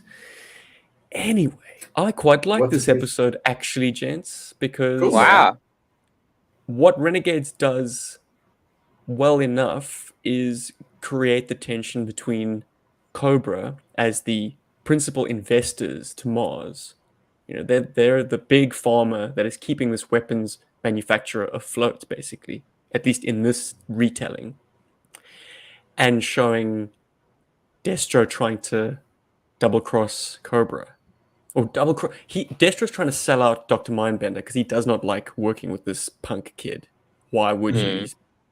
I can't stand him myself, but that's by design, right? That's love to hate him, yeah. The cartoon has succeeded in making me hate this sniveling shithead. Brat. Millennial. So I'm on Destro's side, and Destro's working Deep Throat style, collaborating with the Joes, trying to get them to capture Dr. Mindbender. The Joes are just kind of, as you said, Rob, being led by the nose by these forces that are playing several levels above them. But at the end of the day, Cobra gets the last laugh because Mindbender rats out, or discovers this double cross, rats out Destro, and then Cobra Commander steps in, unmasked, and has his giant pet snake subdue Destro, which I thought was interesting. Is this not a Mars factory that we're currently located at? How come Cobra's kind of set up residence there? How come Cobra Commander is actually like sort of behind door number 1? I was slightly confused as to where we were. Are we at a Mars factory, in which case it should be Destro's haunt? He should be the one with all the secret doors, or at that Cobra facility. Anyway, I think we're still at the Cobra facility. I mean, at the start, it's the building that they went to is the building that apparently Dr. Mindbender was in, and I think that is where this office is. And like Destro comes to visit him at that building to kind of like discuss things, and then they go back to the factory, which is where you have all the scenes with the Vipers. I mean, with the bio Vipers and stuff. Back to the factory, back to reality. That's a cool factory. Although there is obviously the establishing shots a lot of the time where they're kind of like, "Oh, this is where we are." Just want to put that out there. I think Dodge happens there. Nice little Easter egg. The giant snake is called Serpentor. Yes, I heard that. I think that annoyed a lot of people, but I do like at the time. I like the idea that maybe Cobra Commander and Serpentor at some stage fought for control of Cobra Industries and Cobra Commander won. I like Here that. I was thinking this was forward-looking, that in a later season, this snake will be harvested to kind of create a snake man called Serpentor, and he would challenge Cobra Commander. So this is actually Serpentor has been defeated and turned into a snake. Well, that's that's how I want to. That's Paul's headcanon. But I mean, I think it was a creation of Mindbenders. He says, like, this is the latest thing that Mindbender has made for me, is this giant snake, which kills the original whistleblower at the start of the episode. Or the suspected whistleblower. Well, suspected, but he was, because they confirmed later in the episode, her contact, that what's his name? That he went quiet. Yes. That he went quiet. I like the fact that this episode holds continuity with everything, like with Rage, which was the Destro-focused episode, but also with Breaker's introduction. Like, they haven't just disregarded him, a la like a supporting character on A-Team. Like, the Breaker is kind of part of this lore now. He's an ongoing kind of inside man, as it were. He's got his blog. He's soliciting leads from Cobra insiders. I like when they need him, he's in the story. The infighting also kind of becomes very real in that you have Destro's Iron Grenadiers versus this new, like, Bio Viper. Actually, they name drop it. It's called a Mecha Viper. So when Mindbender's Bio Vipers envelop Destro's armor, then it becomes something else. It becomes this Mecha Viper hybrid. Yeah. They try pouring the Vipers into the armor. That doesn't work. But if they pour it over the armor somehow, that works. I don't know. It's much better idea. But it very much lives up to the title, Enemy of My Enemy. It's full of action, guys. I'm going to give this one 3.5. Yeah. Wow. 3.5 Yojo Colas out of 5. Oh my goodness, Stephen, how dare you? I'll concede that the intrigue is very interesting. I mean, the intrigue is interesting, and the continuity is good. I mean, it kind of does track with what has been established before. But I just felt like it didn't hold together well enough, at least from the Joe's side. There wasn't enough of, like, why are they doing what they're doing? It wasn't set up enough. I mean, obviously overarching, it makes sense. They're going after Cobra. But I mean, Duke himself points out, why are we doing this? Like, this isn't furthering our, us clearing our names. Like he pointed out himself, like we're literally just trying to destroy little bits of Cobra, and that's pointless, And I have to agree with him. And I'm glad that someone in the story itself kind of goes, what are we doing here? Just go to the head of the snake. Yeah.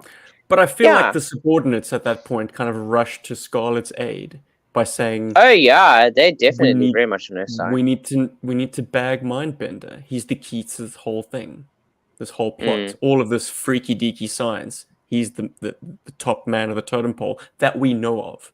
Like, the Joes don't know about Cobra Commander at this stage. They only know Mindbender. So that I think the logic tracks for me. I'm gonna fight you on that one, Rob. I do feel like the weakest part of this episode is the contrivance of Destro's name. I hate that. It's very like pointing to the camera and saying, "I will not become a Destro." And like Mindbender hits us with the Latin. Yes, comes from the word distraho, which means to destroy, alienate, or estrange. I will not lose my family heritage. Like, and then at the end he's like, I've lost my family heritage. I have become a Destro. It's like, that is the very definition of a contrivance. It's like, we need to make that revelation at the end, so let's place the steps in front of it to get us to that point. It's not organic. There's also that other piece of heavy foreshadowing with Destro wearing the balaclava when he gives the Joes the information, which is to sort of get us used to him wearing a mask. On my first viewing, I didn't catch on that was Destro. The actor managed to throw his voice enough to convince me. I didn't realize either until they told until the episode itself told me later. I think what my problem is, blue eyes and he's got the red tie. Like, we should have picked it. It should have been much easier. But I do often find myself only half listening to what's going on in Renegades because I've been disappointed so often, up to this point. You need to rate it, sir. Come on. Okay, I I think overall, I it's not my favorite episode, but I think you have some compelling points that does make it more interesting than maybe I thought it was initially. I feel like if it was a longer episode, or we got to see this building up a little bit over multiple episodes, it would have more impact. But it feels like it rushes through to the conclusion very, very quickly. But that's maybe just the way they were telling stories back then. They had to tell it within the specific episode. They couldn't spread it out because they couldn't be sure people would watch it. I'd probably give it a 3. I think it's overall it's pretty decent.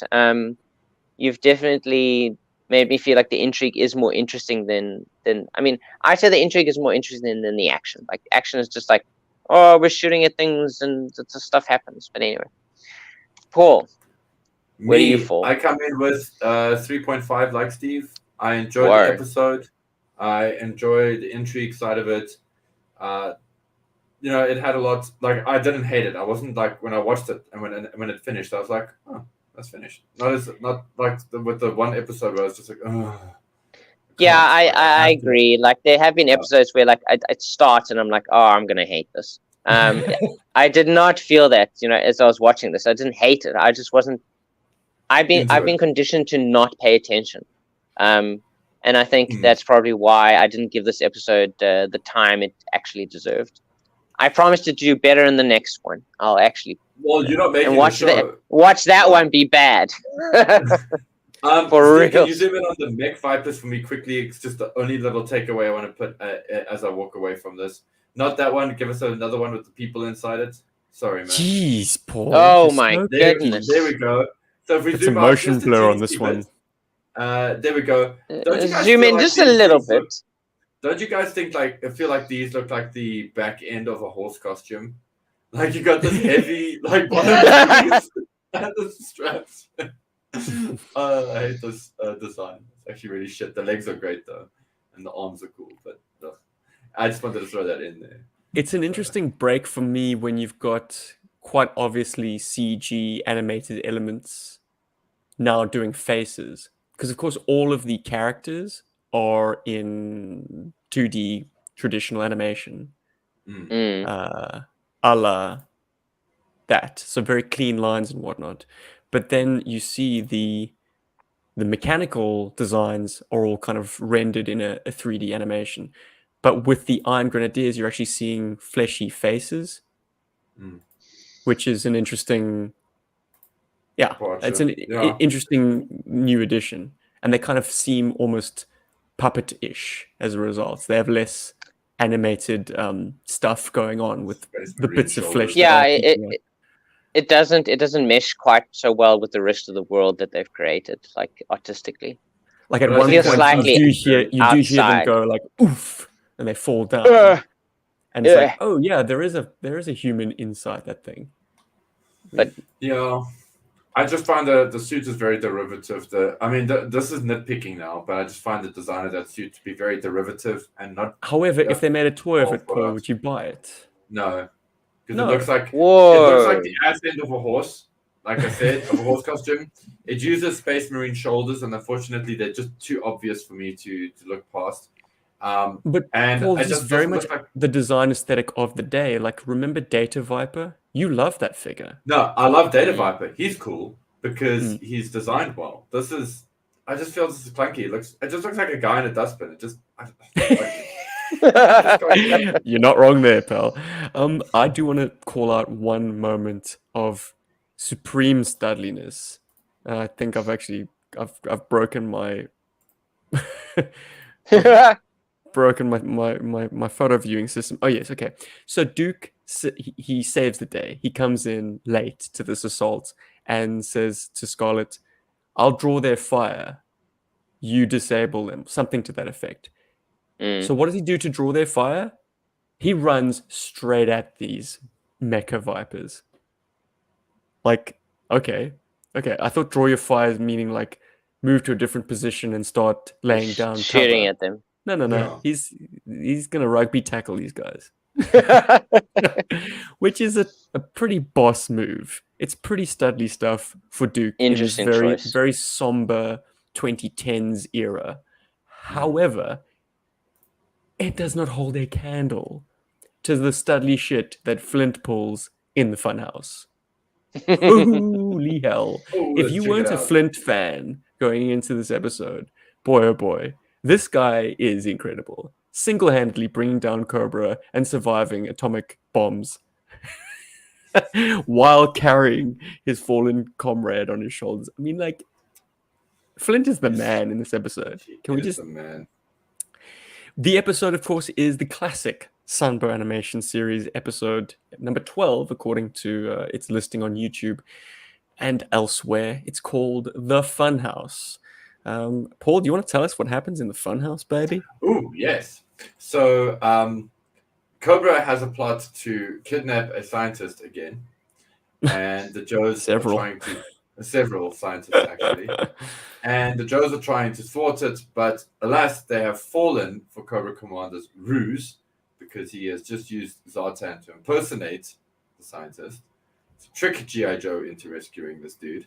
Although, actually, they do kidnap him, so it's kind of weird. I don't know. Like, it's a weird twofold kind of plan. Anyway, this is all an excuse because Cobra Commander is clearly bored and wants a whole bunch of people to come to his cool little fun house that he's made up. In South America. South America, no doubt. Very he can't just phone up. He can't just phone up these motherfuckers and just be like, "Hey guys, hey, like, don't you want to come like check out my fun house? It'll be fun." Like, he has to go. I'm here. Come get me. He wants to be all he has to dramatic do the and stuff. scientists. Yeah. Anyway, hilarity ensues because Zartan and the Baroness and Cobra Commander, they're all pointing fingers at each other. They're not being fun. G.I. Joe's like having none of this. They're like just going to blow up everything. This like screw finesse. We're done with this. They bring the whale along, which is really nice. Gung Ho left his cover at home. Just want to point that out. As they go. It makes an appearance later. Yeah, they infiltrate. They infiltrate this Cobra Funhouse, and they infiltrate. They have to, and now they have to survive a bunch of masterfully created traps, and hopefully save the day. But how? How would they save the day? So let's check out let's run through the episode and get people. Let's find out. Let's not spoil a 30-year-old cartoon show. There's a very famous shot, by the way. All the bubbles, the pink bubbles. Bubbles. Yeah. And also, Dusty clearly just doesn't listen to people. He's a complete defiant personality type. A-type's like, don't pop the bubble. Dusty's like, whatever. Dusty starts seeing weird stuff as the shrooms kick in. Hey, Snake Eyes. There he is. He's in this episode. Oh, and Gungo got his hat back at some point. You got his cover back? Yeah, exactly. It was so conspicuously gone from his head when he arrived. It was just like, okay, I know you're bald, but like I'm so used to you having your hat on. Yeah, it's such a wild episode. I mean, like Cobra Commander's entire thing, he even says it, like the whole reason for this is revenge. Like he just wants to get revenge on the Joes for like always thwarting his plans.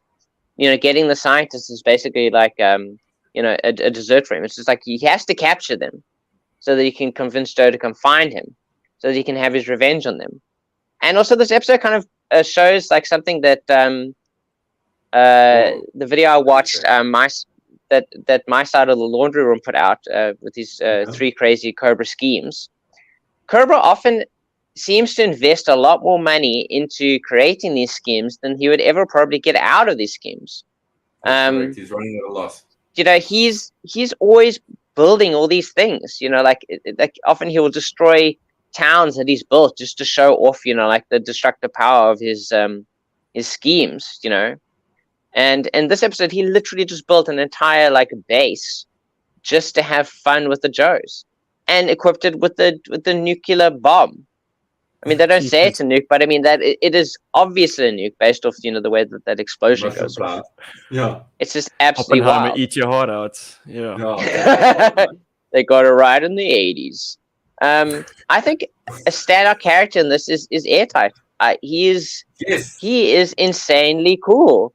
You know, super like he does flips and crazy shit. Thank you. Yeah. He's got that hairline, like he's like kids, don't worry. When you're my age, receding hairlines don't matter at all. Don't worry about it. You can still do flips. Having a receding hairline does not badass. prevent you from doing like a double backflip somersault. Like, crazy. Batman shit right here. Airtight is fulfilling like the Snake Eyes role here with his acrobatic finesse. It's amazing. I was not expecting that at all. I mean, from a guy who basically, just cleans the air essentially.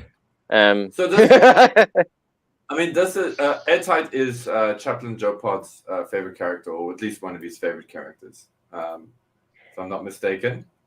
Well, he's certainly interesting because he looks so unique. Like, his head sculpt on the toy is very unique. He's got this like huge head, and that receding hairline. It is a very unique look compared to a lot of other characters, in GI Joe. Well, hang on, don't misspeak, Rob. Like, the toy doesn't give us an unmasked head. So this is the animators taking liberties with what it looks like. I'm thinking of Clean Sweep. Clean Sweep is the one with he also has the receding hairline. And he has like curly hair and shit. Okay, I'm thinking of Clean Sweep. So I'm going to say that in this picture at least, it's not a receding hairline. It's actually an intentional mohawk. Because that is an insane widow's peak, if that's what it's meant to be. Like, it looks but the mohawk isn't going anywhere. It's like it's against his head, which is more suggestive of him losing his hair. Look, it varies wildly. There are images where Airtight looks like a believable. Yeah, it's not that bad. And I'm not going to put that kind of adjective on it. It's not bad at all. It's a choice, Rob. It's awesome. Yeah, he owns that. It does vary wildly, and I'd say in the later images of it, it looks more like an intentional, like he's buzzed it off in that pattern. He's given himself a donut. He does want to look like spike. that. So we've been focusing on Airtight, but Falcon. So what happens is Flint. They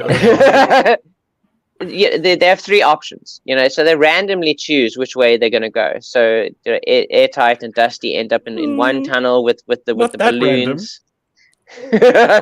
Flint it is random. Well, no, random in terms of which door they choose, but Flint very specifically takes Lady J, and I love Alpine. Alpine, apart from Flint being an MVP, like the GOAT, Alpine has the comic relief in this episode par excellence. He's like hanging around and like, why does Flint always take Lady J along with him, and I get stuck with you? Speaking of position, I think that's lovely. He has the GI Joe credit card. And he has a great line at the end of the episode where he's like, yeah, Flint's pretty cool, but he talks too much. Hey, what are you saying over here? What are you guys talking about? There's a cool line with that, with the whole thing where he talks about, he goes, yeah, Lady J can come with me. And then he's like, only if you enjoy scrubbing, like, toilets or something like that. Toilets or something, and he's like, yeah, Bazooka, I think you want to take her, don't you? Yeah. And then Lady J's like, he always wants to keep me single. Yeah, I'm pretty good at that, aren't I, Lady J? Hey guys, what can I say? It was the 80s. Women don't get a choice in who they date. Ain't no choices. No. The boys discuss it amongst themselves. Who gets a turn with Lady J? Hilarious. So bad. But this is such a cool episode though, because it does a lot of fun toy things, and that you're inside another Cobra stronghold, and you're like going up against all kinds of weirdness that you can imagine. Two Cobra strongholds. I can't believe we close out with an assault on Cobra's temple in the desert. I mean, is it not bad enough that GI Joe nuke South America? But yeah. No, well, they killed the Predator as well, I suppose, so it's all good. But take that, Arnie. They want to do double tap that, make sure the Predator doesn't come back. But man, it's a crazy episode, and then also something that like surprises me in this episode. You see Snake Eyes, but it's like a blink or you miss it moment. But you don't see him any other time. It's just like Joe's pouring out of the whale, Bull gung ho.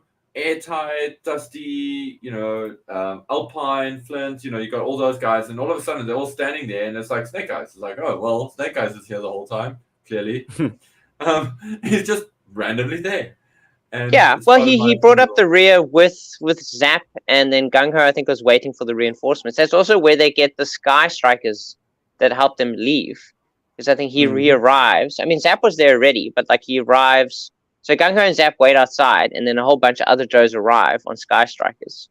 But yeah, I mean, like as is always with the cartoon, Snake Eyes is not the main character. the green wheels. You know, he's basically just there in the background. And thank you so much for mentioning Zap. I can't believe I forgot Zap. Like Zap is in this episode. How cool is that? Yeah. Actually, like we And never he's their see Zap. bomb guy. Yeah. It's Yeah, he's delightful shit up. that they waste runtime and animation, like having him fail to blow open the door. It's like, oh, Yeah. okay, I guess I'm gonna have to use some more elbow grease. If this doesn't work, I'm gonna have to go back to being an accountant. Insurance, selling Insurance, yeah. Yeah, That's a good man, job. this script is on point, guys. This is, as far as I'm concerned, this is the perfect episode of the animation. It's got epic battles. Like I'd forgotten, because everyone thinks of the Funhouse as the three options and the balloons that pop and give you the nerve toxin, or what is it, kind of psychotropic drug. The scarecrow poison.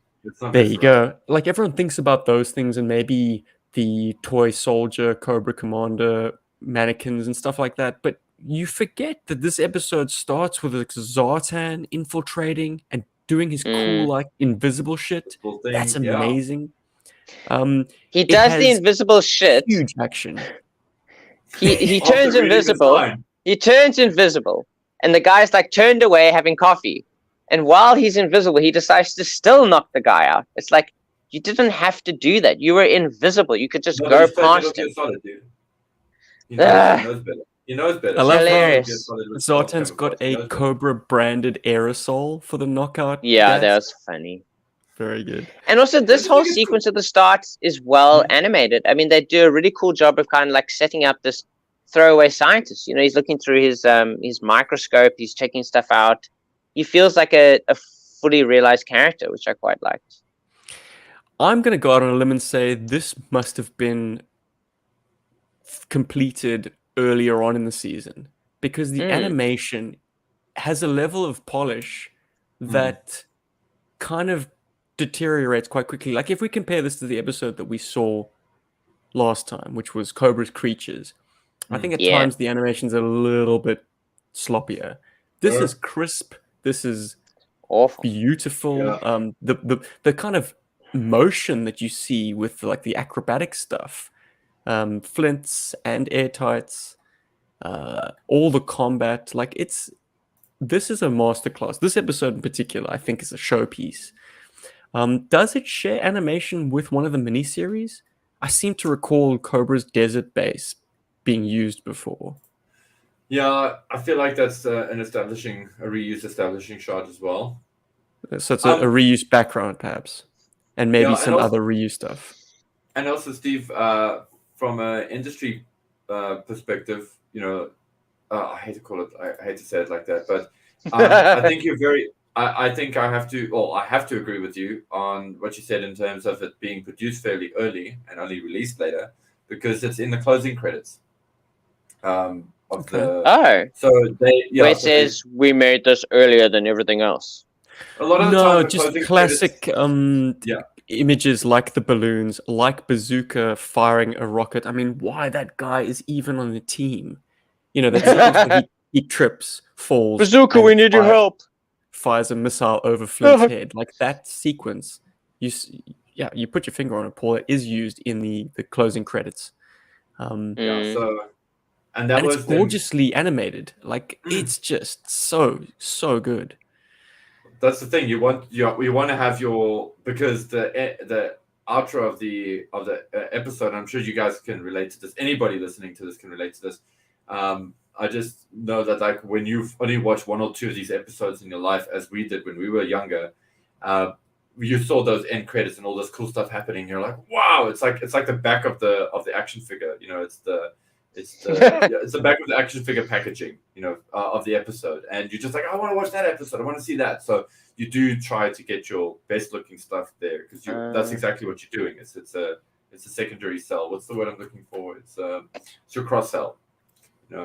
So Sure. But yeah, guys, this is a slick episode, very tight. And as I said up top, like, this is showcase for Flint, big time. He not only successfully navigates the mazes, he's the only one. Everyone gets eliminated along the way. Some of them looking more lethal than others. I mean, they go to, like, Bazooka looks like he got headshotted. Yeah, he got taken out. train. Yeah. And they cut to commercial after Flint checks Lady J's pulse and he says, "I can't find a pulse." Mm. And then he just leaves her. I can't find a pulse. I can't find a pulse. I can't find a pulse. Maybe take your gloves off, Flint. That could help with finding a pulse, but yeah, the animators weren't going to go to that length. Look, Flint finds his way into Cobra, like he eludes the mannequins, finds his way into this like almost like circus main tent that Cobra has built within this base, climbs into the control room. Yeah, totally, like the arena of sport or battle or whatever you call it. Yeah. He does it all, dude, including like this crazy sequence where he's trying to disarm the bomb and he's just like pressing everything. He's going wild, man. He presses everything, and then Lady J asks him, "Isn't there a special button?" And he's like, "Yes, there is." And it's like, it's literally the only button he hadn't pushed. It's like, I tried all of them except that one. Okay, I've reset it. We got an extra 3 minutes. Oh, jeez. And then they managed to evacuate. Oh, guys, continuity-wise, the Joes get all their weapons confiscated by a magnet, giant magnet. Yeah, classic 80s, and then they get it back. Lady J uses she revives miraculously, and recovers the other Joes and gathers them up on that kind of roller coaster. She's got one of the Cobra mannequin or robot Cobra Commander pistols, but she also manages to have her javelins, which were taken away by the magnet. I guess she found them somewhere. That happened between the scenes. She could have just used, but the thing is, they established her with the pistol. You know, she could have just kept using the pistol. She could have used that to shoot. But I suppose she needed an explosive, something explosive to blow a hole in the wall. So she needed to use her signature accessory that she didn't come with. But I choose to ignore that. I think it's cool. We get 2 assaults, and then also like they're like, "Oh, how did you find us?" "Oh, Wild Bill was watching for any aircraft, and he was able to track you to the second base." But then it's like, can't you just keep tracking him? Like, can't Wild Bill watch for more aircraft that are leaving while we're saving the scientists, and then this process just repeats, for forever until you finally capture him? Cobra's biggest enemy is themselves. Stupid. And also GI Joe, patting themselves in the back. They're like, "Yep, we saved the scientists. Day is saved. It doesn't matter that Cobra Commander got away. It's fine." Screw the ozone layer. Screw the ecology of. But it's cool. We also get to see a 3-seater Firebat. That's kind of neat. In blue. In blue, and it takes off. We've seen the Firebat in the TV series. Possibly. No, because we saw one in Lights Camera Cobra, didn't we? Oh yes. Okay. Yes, yeah, and that was a 2-seater. And it was also like a teal kind of color. I think it was a 2-seater, Rob. I think you're right. Yeah, I think there was one where it was like there were more seats in the cartoon than in the actual toy. Or okay, no, there's something else. But I like how it takes off. It takes off like it's like hovercraft, like then like a TIE fighter. Yeah. This is a fantastic episode. I think I have no choice. I have to give it a 5. I think it's just fun from start to finish. Whoa! He has a scheme, but the thing is, like, he's doing it to get revenge on the Joes, and I think it's just a fun episode from start to finish. The animation is fantastic. And yeah, Flint is a badass, and the jokes that Steven said are absolutely good. But this now you are making me one. Like, hell yeah, dude! It very much is a do-over of that sequence in Weather Dominator, because Flint is at the controls of a Sky Striker, and he's assaulting a desert base. I hadn't made that connection till now, but I'm sure now that we're doing a deep dive in the cartoon series, we're going to start seeing a lot more of these. I'm going to give this a 4.5, which gives me room to have an episode be more enjoyable than this. But I'm going to stand by my guns and say this is a textbook G.I. Joe cartoon episode, and throws into sharp relief the differences between Sunbow and Renegades. Renegades telling a more personal, intrigue kind of story where the logic checks out better, whereas this is just balls to the wall action and fun and lots of characters and quips and memorable moments and ballsy action and toys everywhere, just filling up the frame. All the tons of toys. And that's what I want. That's what I want in G.I. Joe more than anything in the world. Just give me toys. Show me the vehicle. Vehicles. What's up, Kiwi G.I. Joe? And also, how's it? How's it, mate? Nice, like it. Paul, what do you think? Is this the best episode of the cartoon ever? I want to say it is definitely one of the earmark top three. Top three. Well, I wouldn't say top three, maybe top five, but we'll get to that. I'm also going to give it a 4.5. Whoa! I also want a bit of headroom, for other episodes to beat it. But yeah, it's a great episode. It's fun. It's a fun episode to watch. It's good stuff. It's good stuff. Purple Cobra bubbles are also just so iconic. So say we all. All right, boys. Let's now switch the focus for the last portion of this episode into new shit, baby. Oh my goodness! New toys, new toys. New things. He's got new things. You've got new things. New things. All right. Who can speak to that? Have you got anything new in, Paul? I do, but Rob, have you got anything new before I steal your thunder? Because you're gonna have some new stuff next week. So I have not got any new stuff yet. My new stuff is Paul's just revealed to me is arriving next week. So next episode, I will have new stuff. I'll have many new things to talk about. Sorry, man. I got a bit into the painting. There is never any rush, my dude. Once they belong to me, they belong to me forever. I am not wearing this hoodie or this sweater by accident. I am not wearing this hoodie. Because I got myself Ninja Turtles, which I'm not showing. There we go. I got myself a set of the new Ninja Turtles about 2 weeks ago, actually. Mutant Mayhem. They surprisingly popped up in toy stores here in South Africa about a week after Steve sending me some images of them in Oz. I'm very excited about this movie. I am very excited about the designs for these turtles, personally. I love the art, and I like the toys. I think the toys are great. And so I just got the Awesome Foursome. And when I popped into the store, look at Mikey. He looks so great. He's such a goofball.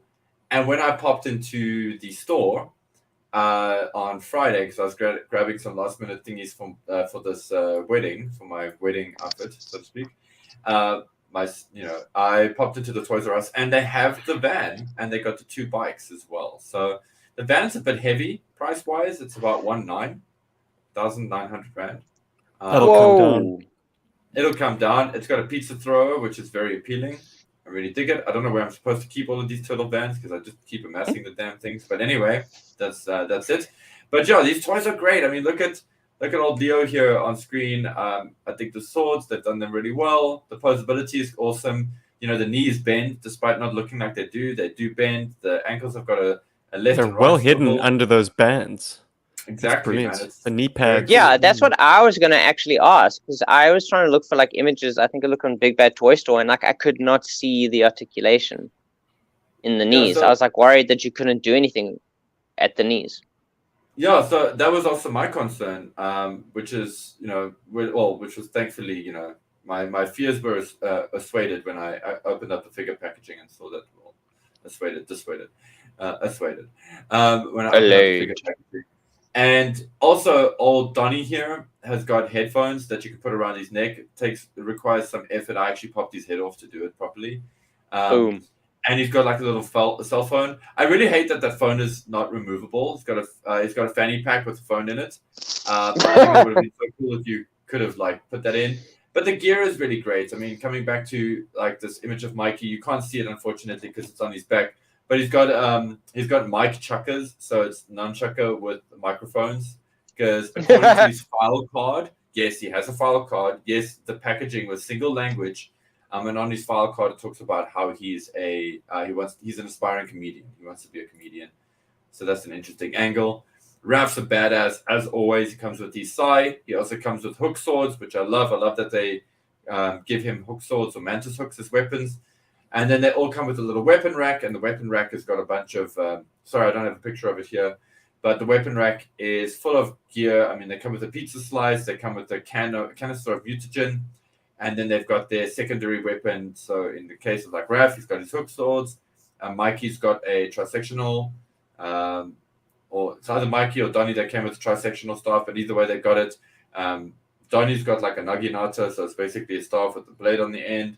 And they all come with like various throwing weapons, so like shuriken, kunai, et al. So yeah, really great value for your money actually. These are not expensive figures. I think they come in at $14 or $15, and you get a lot of accessories and you get pretty decent paint. And they're pretty articulated. Anyway, I'm very happy with my Ninja Turtles purchase. There was one more thing I wanted to show off. This is I got these in as well. I don't know why these didn't upload earlier when I was prepping them, but here we go. So let's see what the first image ends up being after it's finished uploading. This is about a month's worth of purchasing or 2 months worth of purchasing. This is just me showing off my car that I like. I like this photograph.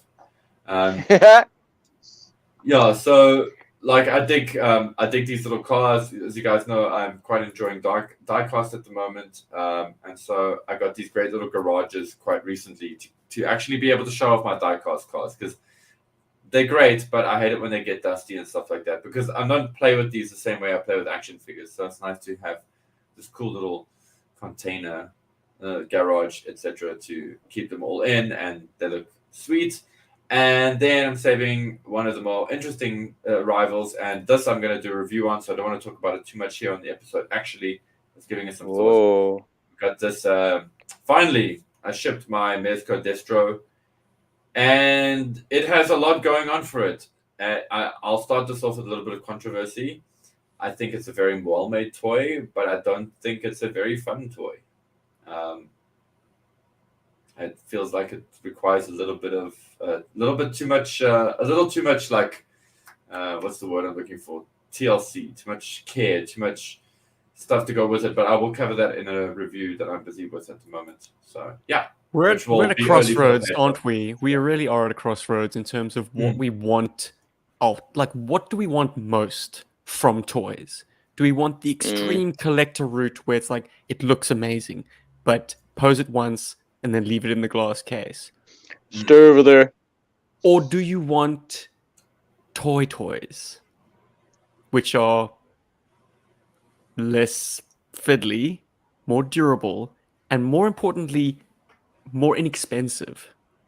Because I'm finding myself more and more in that latter category. I want my kicks, but I want them not to cost so much that I feel precious about them. And to that end, I'm very excited about the X-Men 97 toys. Oh, yeah? That have been announced. They are Titan series, which means they are Hasbro's Marvel sort of new 4-inch figures. So they'll scale well with Joe. They'll scale well with Marvel Universe. They come in windowless packaging, which is a bit of a turn-off for me. I'm not quite used to that yet, to be able to touch the figure. Ooh, who's touched my figure? But very cleverly... Sorry, did I say Titan series? These are the Epic series. Small. What I said, Titan seems like a misnomer. Titan refers to the big guys that are very basically articulated. That makes more sense. Very cleverly, they're using the Titan series, these 12-inch or greater figures, to make a classic Sentinel, which will then scale with the little guys. That makes me so happy. It's only a 5 POA, sort of ball-jointed neck and then ball-hinged elbows and not elbows, shoulders and thighs. Not thighs, legs. You know, the leg joint, the top of the thigh into the waist. Yeah, that thing. That thing. So basic, but very accurate to the cartoon in that sense. Like the musculature is very... Like the HasLab Sentinel and the Build-A-Figure Sentinel from Marvel Legends, too detailed. Too detailed to be animation or cartoon accurate. This clunky Titan series Sentinel, I can't wait for that thing to arrive, man. I'm gonna buy all those toys because Hell yeah, dude. Oh, please that do. hits I'm excited. that hits I'm me in the looking forward to that. feels. Well, Yeah. the animated show, the continuation of the animated show, now dubbed X-Men 97, will be hitting Disney Plus sometime between now and the end of the year. So get excited, man. There's good stuff on the way. But in terms of toys that I actually got in, let's make me big. Whoa. Go away. Go away, Leo. Go away, Leo. No one likes you. I got a backstop for my Persuader. Ah. Cool, man. He was going fairly inexpensively, complete with his helmet, not with his gun. But I'm sure you can all agree, like, vehicle drivers that came with sidearms, it's a lovely inclusion. I'm never going to turn down an extra accessory. But unlike a wearable accessory like a helmet, that pistol would just go into the cavity of the Persuader and stay there. Like, I'm not in the market for like having these guys as my main guys that are then sort of jumping out and using their sidearms. As I say, nice inclusion, but I don't miss it because it'll just like Long Range's pistol or Windmill's pistol or Major Storm's pistol. All these guys, these driver figures, Updraft, all these guys that include an accessory, a gun. The vehicle is their gun. I'm not about to pull him out and shoot with a revolver. So yeah, he's cool and well, he's basic. He's gonna go into the Persuader and just be forgotten about. But at least he's got this very angular, almost like a futuristic sports helmet. Reminds me of the helmet from what's that movie now with the? Sorry, man, I can't believe it. Like it came out of my mind now. I had it on my tongue. The one where the kid plays the arcade game and then he goes to actually fight. Oh, the Last Starfighter. Last Starfighter. Yeah. The Last Starfighter. Yeah, well, either way, it's futuristic and it marries well with what is a very futuristic vehicle. Not entirely germane to GI Joe. And because he's got this heavily armored top portion and head, it makes it a little bit more palatable that he's got an exposed head. Because it almost feels like he's part of the vehicle. Like there's a Transformers headmaster quality to it. Like the fleshy bits are married to the robot bits, but at least have a bit of like the robot bit for protection. So yeah, that's cool. That's cool.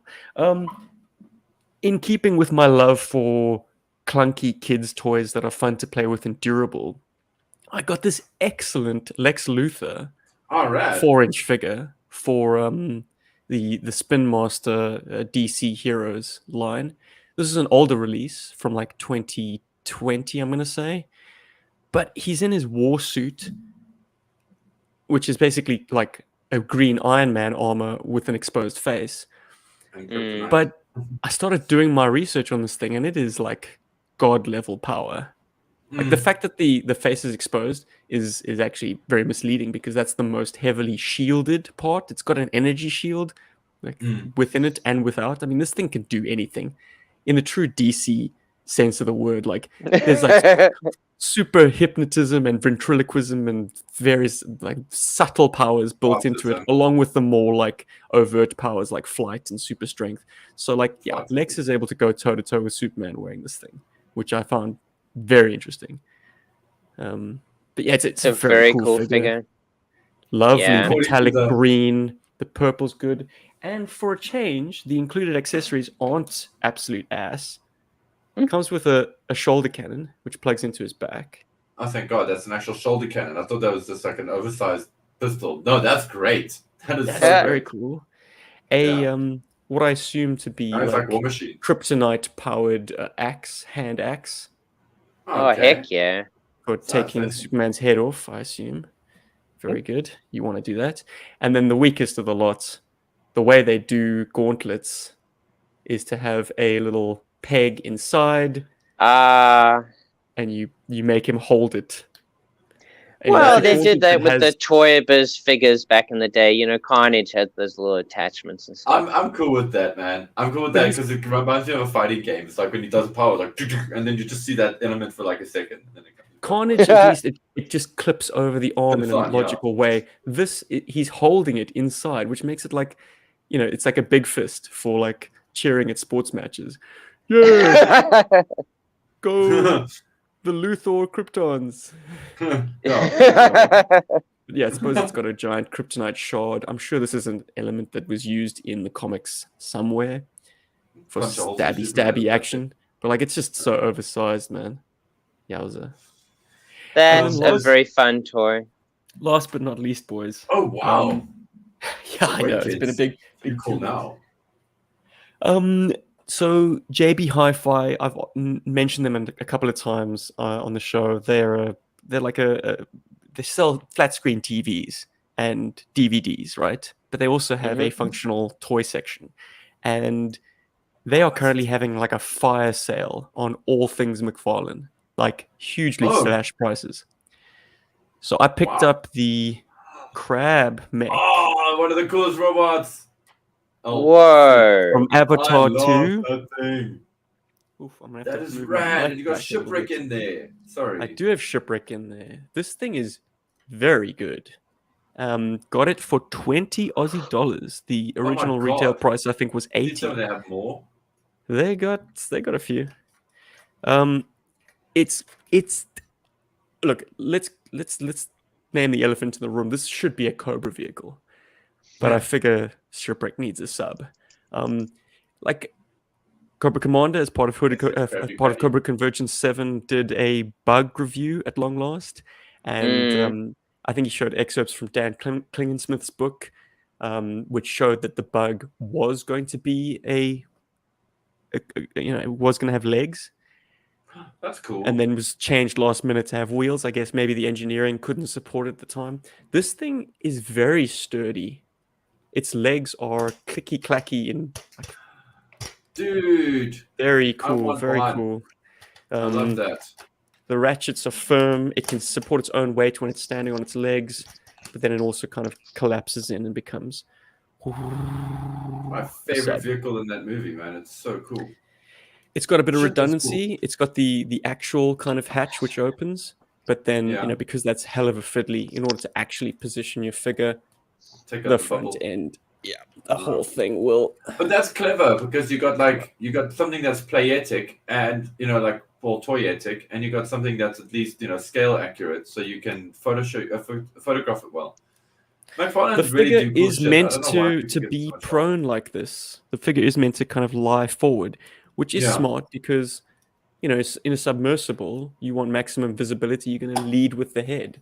So the designers of the shark weren't entirely incorrect. However, just the way the figure is placed in the shark, lying, face down, is a bit of a stretch. But this is awesome, man. And as one of the YouTube reviewers said, like, a robotic submarine is about the most James Cameron thing you can ever imagine. So there you I go. love it. It's so Gundam as well. I dig it. is. When I saw that on what's the up movie, to- in the movie, I was like, I've got to have this toy, man. That's This what is I the feel. coolest. And now that I see it's a toy. Sorry, Steve, I'm cutting you off. I'm sorry. Such a cool variety of toys. Wow. It's What's been a up, good few weeks. Handsome Head Injury and Eric Teixeira? Yes, sorry, Eric, I missed your chat, but yes, it is definitely Avatar 2, The Way of Water. These toys started appearing, I think, in October of last year. That's when I first saw it at Toys R Us. And now they're currently slashed prices if you can find them.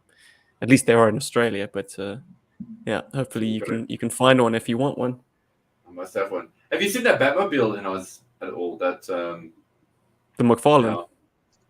Is it not as cool in front of you? Because I know you got that other cool one, that fun one, but Yeah, I always skew towards 118, and to that end, Spin Master had me covered. I don't need to buy the McFarlane one. The Spin Master one is a budget toy for sure. It's cheap and it feels cheap, but it does have the correct proportions. Whereas the McFarlane one for the 7-inch figures is. It's weird. They did a weird thing. They made it slightly too tall, and the canopy is a glossier plastic compared to the rest, so it stands out. And also kind of, I don't know if it slides correctly, but yeah, the Spin Master one does, which is why. Advantage, cheap toy. that's very cool. Advantage Australia for giving you all the options. The fact that it comes with a Keaton Batman is the selling point. Apparently, no one saw that movie. It is bombed so hard, but I don't care. My childhood dream of having Keaton Batman in a 1/18 scale has been realized. So, thank you, The Flash, for existing. There you go. Okay. There you go. And that, ladies and gentlemen, is that. What a shot. And that's what all What she a show wrote. indeed. Next up on the slab, if you want to read ahead, we did have a Alright. question from Dabuya J about which episodes we're going to do in the cartoon next. And you're probably right. It will be the Games Master. But 2 weeks from now, we're actually going to revert back Games to a Master. comic book. We're going to do a Love comic book that episode next time. And I'm going to decide for you guys right now that we're going to do issue number 8 of the comic book, which is cool. the Herb Trimpe all-out battle at Cape Canaveral, like absolute balls out the bathtub action all the way through. Balls out the bathtub, okay. Yeah. And in terms of the IDW series, we're gonna keep our regressive read going with issue number 286. This is Whoa. the flashback issue to Vietnam. Whoa. Stalker's Untold Tales. I hope that all checks out. If I got the issue number wrong, please know that we are going to be doing Stalker's Untold Tales, if you're familiar with the IDW run. So if you want to do your homework, there you go. Catch you in 2 weeks. You want to be able to tell us how wrong we are. And have a read along with us. Yeah. I'd just like to shout out the patrons at this point. Thank you for giving up your perk to us. We're now making these public for everyone to join in the fun. But you guys are hopefully being taken care of well in other regards. If you want to join the Patreon gang, the Berg Force, head over to patreon.com/GI Joburg. We love and you. that gets you access to our Discord and early access to like videos, like reviews and stuff, and other little perks that I'm trying to figure out as well. So Paul, you drew attention to your T-shirt. It keeps us fed. Whoa! Steven's got a GI Joburg shirt on. This and other rad designs are available. I've got a one of a kind.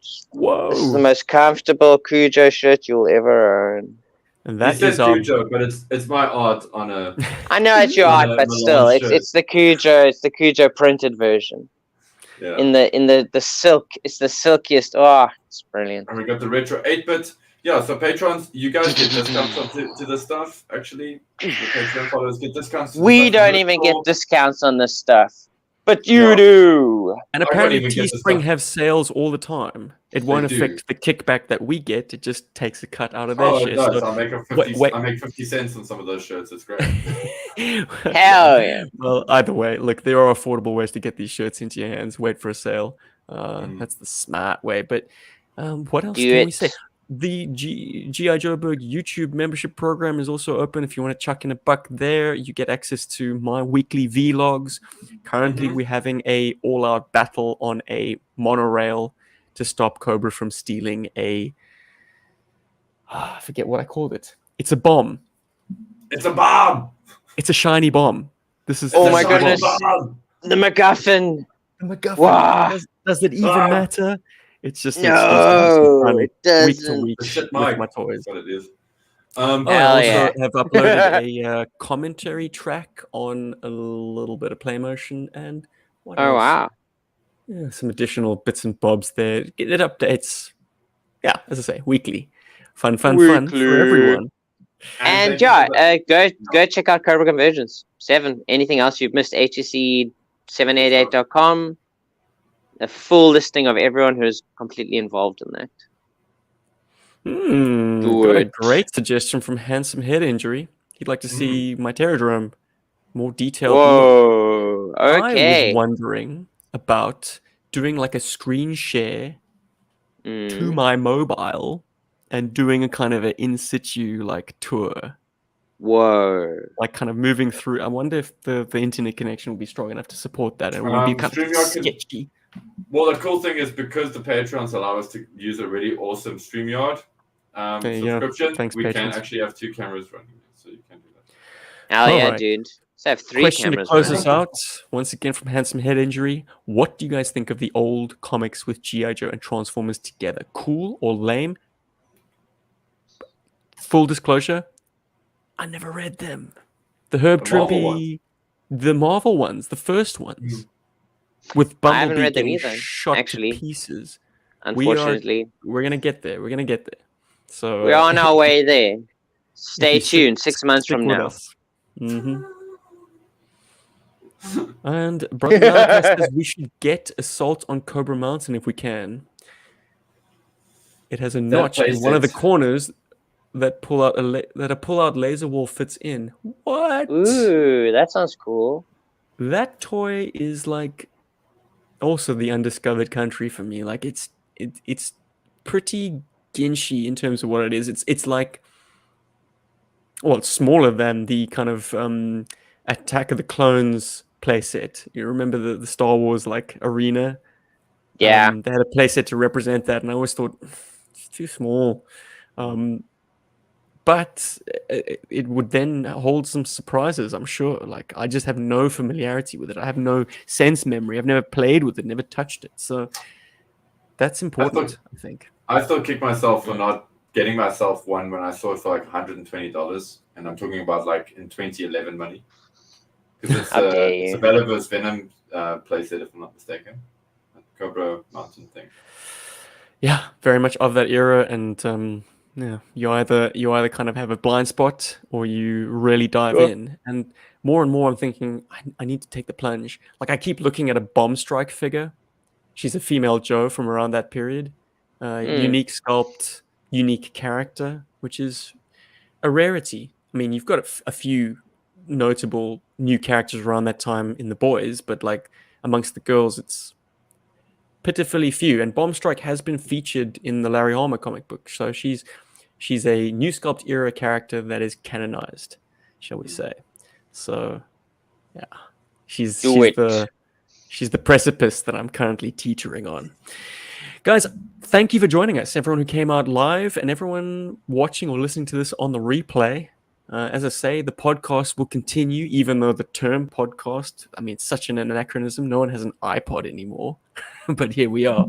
But yes, we are now moving with the times. GI Joburg is now a live stream event. So if you missed this one, be sure to check us out next time. We typically do Sundays at 4 p.m. Eastern time, which is 10 p.m. South African time, and 6 a.m. Australian East Coast.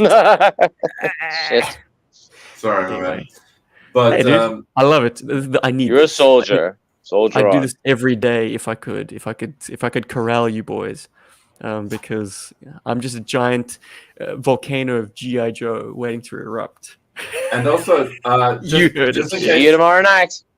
Wait, in case there's any kind of confusion, there is still actually an audio podcast that you will be able to catch on your usual podcatchers. Just you won't have the visual flair of the live stream. Well, obviously not. It's audio, but and you're listening to it right now if you're a podcast follower. Exactly. So, absolutely. We hope you enjoyed listening to us. And I believe Stitcher is no longer a thing anymore, so you can catch us on Spotify and on Podbean, Google Podcasts, Apple Podcasts, we're everywhere else. Bye bye, Stitcher. Thank you, Eric Teixeira. We try to be great. We try. I appreciate it. Thank you. There's no trying going on here, baby. It's just greatness all the time. And you know who's come back for his revenge? Leonardo. Get that thing out of here. Turtle in South Africa at the moment because nobody's got stock of Donatello. They're all sold out. So. Bizarre. At my shops, Mikey is the one that's disappeared from view. No, anyways, I want Donatello. Really? I thought you were a Mikey guy too. Anyways. I like Mikey, but I like Donatello too. I like them all except Leo. We're running on fumes. We're talking about turtles now. Forget that noise. This is a GI Joe Hell podcast. Yeah. Bye, Turtleberg boys. next time. See you in 2 weeks. Berg.